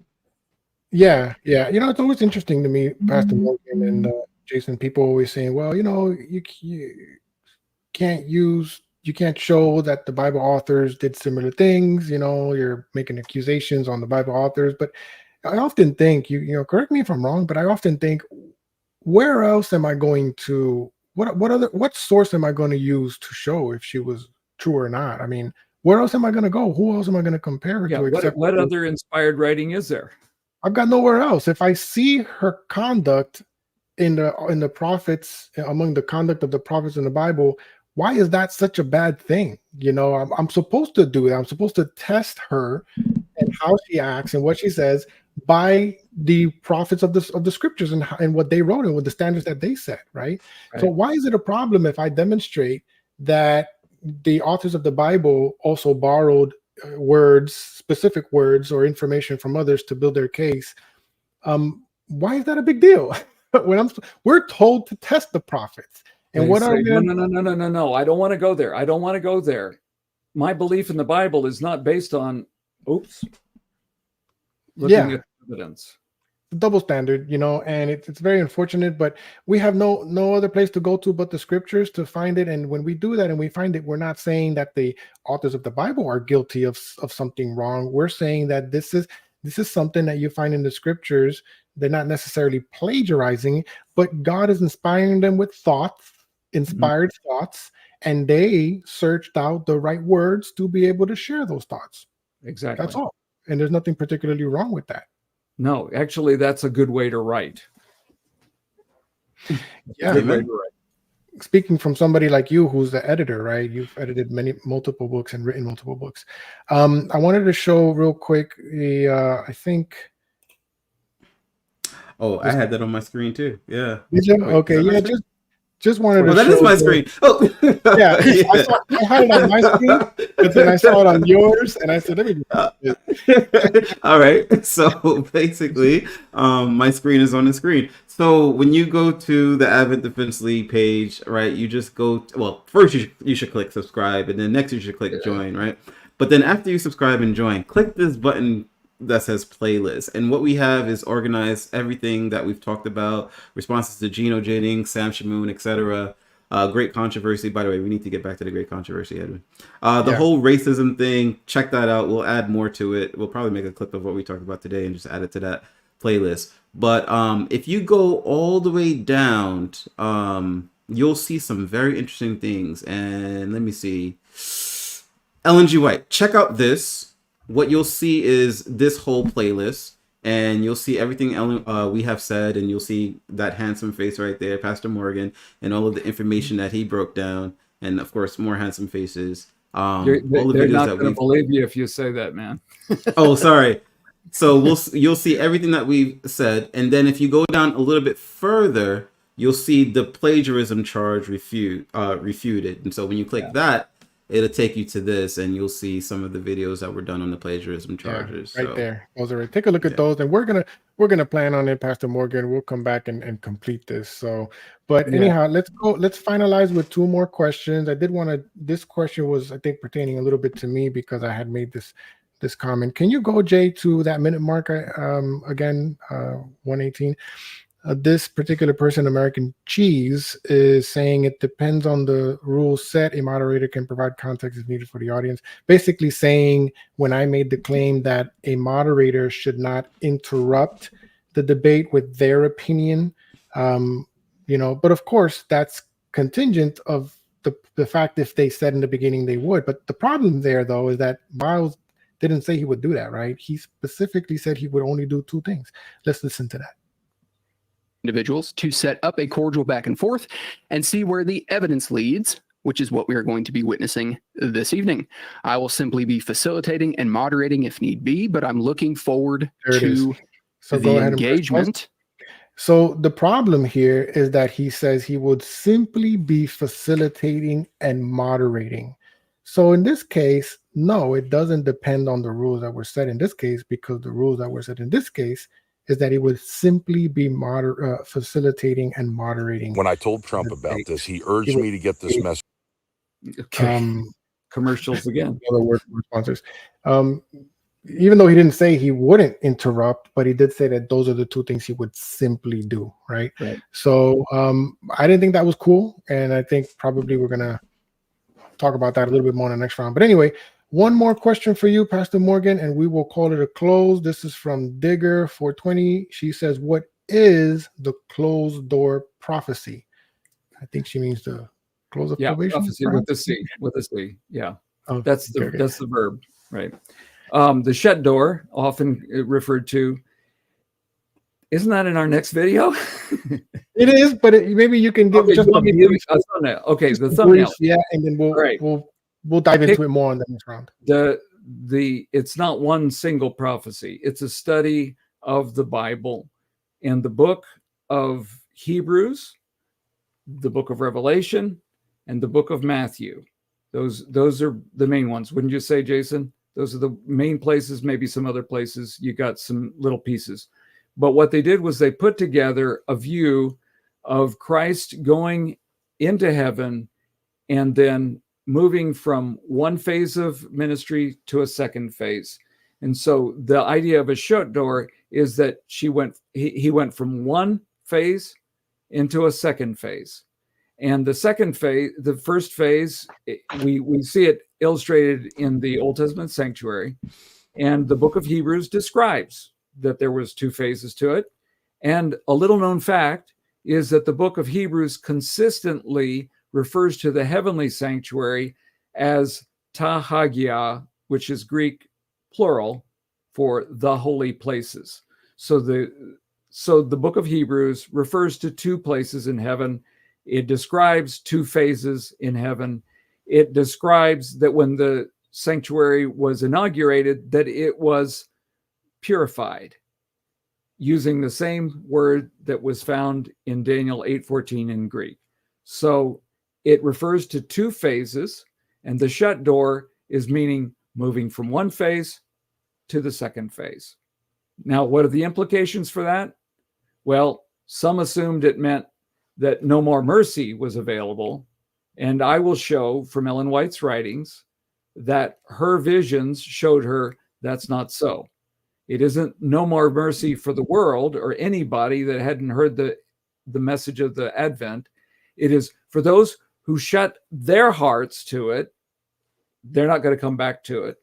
And there were others, like in that one quotation that you mentioned, Edwin, that there was a young lady who was unable to go to the meetings because her dad refused to let her to go.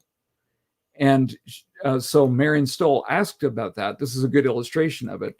Marion Stoll asked the young lady about the young lady, was there no opportunity? And Ellen White said, I have never been shown that all mercy had been ceased. and that this lady had the opportunity. And so we begin to see people joining the movement who had not been a part of the movement, showing that the door of mercy obviously was still open. And we can look into more evidences for that. But some people thought that it meant mercy was closed for all. Ellen White was not one of them, and the visions helped her not to believe that way. She did believe in a shut door, because the shut door simply meant that there was a close to one series, one ministry in the heavenly sanctuary, and the beginning of a final ministry that Christ is engaged in until he returns. And then it says that sin and sinners will be no more. It's what's the phrase in the Bible? It's let him who is just holy, let him be Just be holy just still. still. Just Yeah. be just still. And let so him there comes a time that he returns without sin unto salvation. The whole process of his ministry will have finished, and he comes to claim his children, and they are committed to him entirely, and they wait for him with open arms and smiles on their faces, and something that is hard to imagine but is wonderful to think about: the glory of seeing Jesus coming in the clouds. Amen. Amen. Amen. Thank you for that. Did you want to share a final thought there, Jay? Yeah, I guess we could share more of this next time when you come. We could go a little bit deeper into this. But this Yeah. idea I do see in Revelation, right?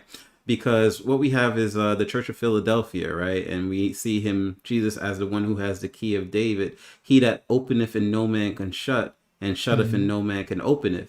And then he says to the people at this time period, I know thy works, and behold, I have set before thee an open door, and no man can shut it. But then what do we see next? So we see that there's focus in this time of Philadelphia on a door that he's about to open and shut. And what do we see next? The Church of Laodicea. And when you understand what the word Laodicea means, Leo means people, Dicea means deciding or judging. This is a time when people are being judged. So we see that there's a door that's about to be opened and shut in the time period just before the judgment. And so I think there's a little bit of this and evidence of what you're saying in the book of Revelation in order, because That's right. there was a door that was about to be shut just before the judgment. So the parable in Matthew, the teachings of Hebrews, and the prophecies of Revelation, we combine those and to understand what Jesus is doing today. And that's a pretty amazing thing, because he's out of sight, but we love him so much, and it gives us a window on what Jesus is doing today in the heavenly sanctuary, and it's a glorious work. Yeah. Praise the Lord. Listen, this was great. Wonderful study. As you know, for those of you who are in the chat, those of you who are listening, this was simply part one. There's still some more material we got to get to. We got another hour and some change remaining of the debate. So please remember to be here next Sabbath as we do part two of our review as well. As you saw, we did a lot of source documentations. We showed everything. We're very careful and meticulous about these things, and we want to take our time. We didn't want to rush through the whole thing within just 2 to 3 hours today. We want to take our time and do it carefully, systematically, in two parts. So be here next Sabbath. Please remember to subscribe to our channel here at the Advent Defense League. Visit our website, adventdefenseleague.com. Please visit Pastor Morgan's channel as well, Ellen White Reconsidered, I think it is, Pastor Morgan, right? Reconsidered? Yep. Ellen White Reconsidered. Yes, please visit his channel and subscribe to his channel, and show him that support. You're going to be very blessed with that which he has shared there. We are going to do a poll. So we want your opinion on how the debate went, what your thoughts are on the debate, along with what you thought about the review. But that poll, we're going to do it on part two, because we want to give you guys time to actually watch the debate in case you haven't. On the description of this video, the link is there. I would hate to have to send you over to that channel, but whatever, go ahead and click on it and watch the debate, and jot down your thoughts, any opinions you may have, any questions, and then come back next Sabbath, watch our part two review, and we are going to set up that vote. We want to hear what your thoughts are as well on that poll. But thank you so much for joining us, Pastor Morgan, man. We appreciate you. Oh, here we go. Pastor Morgan won the day. I agree. Pastor Morgan won the debate for sure. And the one who is saying it, you got to go up to Mark Anthony. If y'all know Mark Anthony, you know he's always right. So most of the time. Must be so. We've had some good studies with Brother Mark Anthony there. Not always in agreement, but it's surprising that to see that. So thank you, Mark, for sharing those thoughts. A lot of people actually say that, but of course you have people who, on the other hand, say differently. Like you mentioned, Pastor Morgan, people will always have their preferences and their biases. So, but it's still worth doing a poll, at least for the fun of it, and just get everybody's opinion on it. But yeah, I agree. I think you did win that debate. So that's just my opinion. I know you didn't do it to win, but that's my opinion. No. The win for me is if people who don't disagree still see Jesus. Amen. If they don't agree, right, and they see that I was submissive to the Holy Spirit and had the Spirit of Christ, the door is still open, and there still is the opportunity for them to consider the evidence. You can't. One debate is not going to change a person.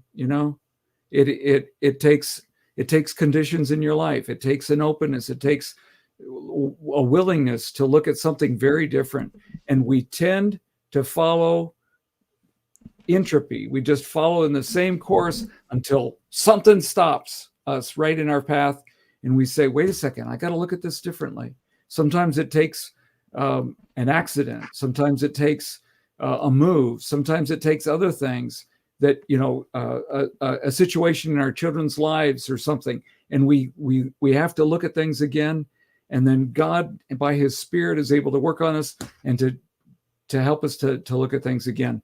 I take great hope in that. I have talked to a number of people who at one point checked out on the Adventist church and then later said, there was something there that I'm missing.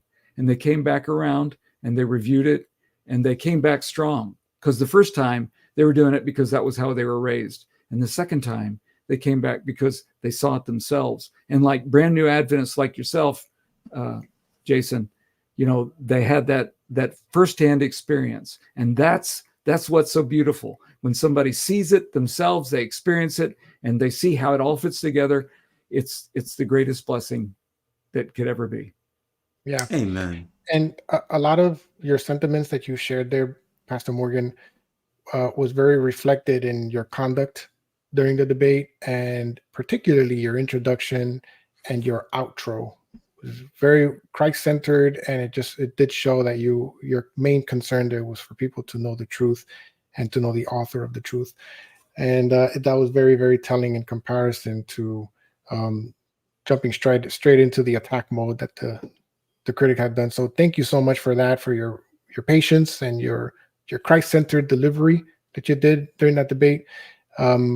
We give God all the glory for that. And we hope that even though sometimes here on ADL, we may come off a bit aggressive sometimes, a bit on the strong end, we're never insulting. We're never putting people down. We're just sharing the facts, and we're trying to do it in a way that it's, not just factual, but also appealing for people to make true decisions, to see the truth of the matter, and to make decisions for that truth. So we hope that here at ADL, we're able to reflect the same feelings that you did during the debate you did here today. So thank you so much, Pastor Morgan, and we praise God for that. We praise God for you guys here at ADL in the chat, those who are listening. Thank you so much for listening. Thank you for participating. We know we noticed you did get a little bit distracted there with some of the critics going off topic and making certain claims. I guess it's a little expected. People are passionate about their beliefs, and they have certain goals. They want to project a certain message, and that's fine. But for the most part, you guys you did join us here, paid attention, and did good participating. So thank you so much for that. We hope that this video does get into the hands of Steve, Pastor Steve and Steve Daly, and also Miles, as well as we hope that all of our videos make it into the hands, into the minds of all these critics, because we have no issue sharing with them our thoughts or them watching our contents. And so thank you again, Pastor Morgan. Why don't we go ahead and close with a word of prayer? Before that, Let me remind you one more time to please, please, please pray for the Advent Defense League as we continue to do our mission. If you want to support us, there's multiple ways you can support us. It doesn't have to be financially. You can contact your pastor or your head elder and let them know that the Advent Defense League is very much willing to come to your church and conduct what we call apologetics training seminars. We've done it before in the past. I did a 10-day seminar one time in Pennsylvania. Brother Jason, Deontay, and Randy did, I think it was 2 days, right? 2 days. 2 days in Pennsylvania. A couple of months ago, I did about 2 or 3 days. I think it was 3 days in Georgia about a few weeks ago. 12 souls there made decisions for the Lord. I know one of them is en route to get baptized. So praise God for that.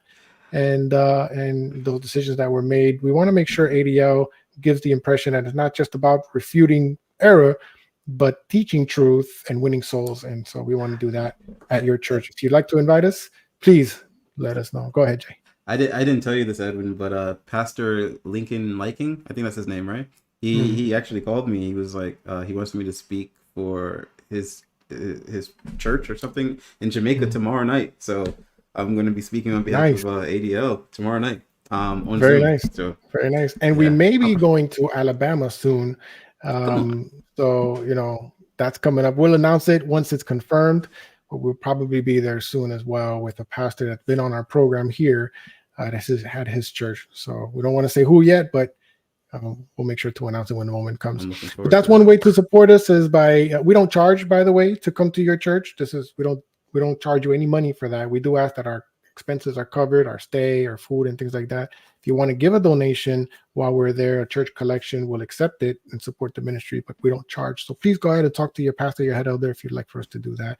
We certainly can. Pray for us and click that join button here to subscribe and find us on Facebook as well. All right, enough. I know I talked a little bit too much. I tend to go overboard. Let's go ahead and have a word of prayer. Pastor Morgan, since you're here and you led this discussion today, I wanted to know if you would be so kind and share a word of prayer for us. With pleasure. Let's bow our heads in prayer. Our Father in heaven, nuestro Padre en los cielos, what a delight it is to be able to study your word. Qué delicia es poder estudiar tu palabra. What a privilege we have to know Jesus. Qué privilegio es conocer a Jesús. It's done my heart good to see the comments of people tonight who are seeking to know truth. Me ha ayudado ver los comentarios de las personas que tienen un hambre para la verdad. And we want to continue to pray for each one in their individual circumstances. Many have many challenges. Queremos orar a favor de cada uno con sus propias circunstancias. We all have challenges. Cada uno tiene sus desafíos. But we pray, Father, that you would bless Edwin and Jay and all the others that are working with Adventist Defense League, that you will help them to present the truth in the Spirit of Jesus always, and that souls who are in the balances may come back to know the truth and to experience it. Queremos orar a favor de el Advent Defense League para que ellos puedan siempre presentar las verdades con el Espíritu de Jesús para tocar corazones para la eternidad con Jesús. This is our prayer, Lord, and we thank you so much. In Jesus' name, amen. If you've never heard an Adventist speak in tongues, there it was. Mercy. I did not know, Pastor Morgan. I pray in both languages at church, just in case. Gracias Amen. nuevamente por tu pasión y tu ministerio. Te lo agradezco mucho, de verdad. We're very, very appreciative of your ministry. Yeah, thank you for showing that there as well. Please go ahead and visit his page and subscribe. We definitely need to spread the word a little more with Pastor Morgan's page. So, awesome. All right. Thank you again, everybody. God bless you. Any final thoughts? Jay, did you want to say something? Or see you Thursday. We're going to have part 2 of what we were talking about on Thursday. But then after that, we're going to get really busy with some major responses. So good stuff coming.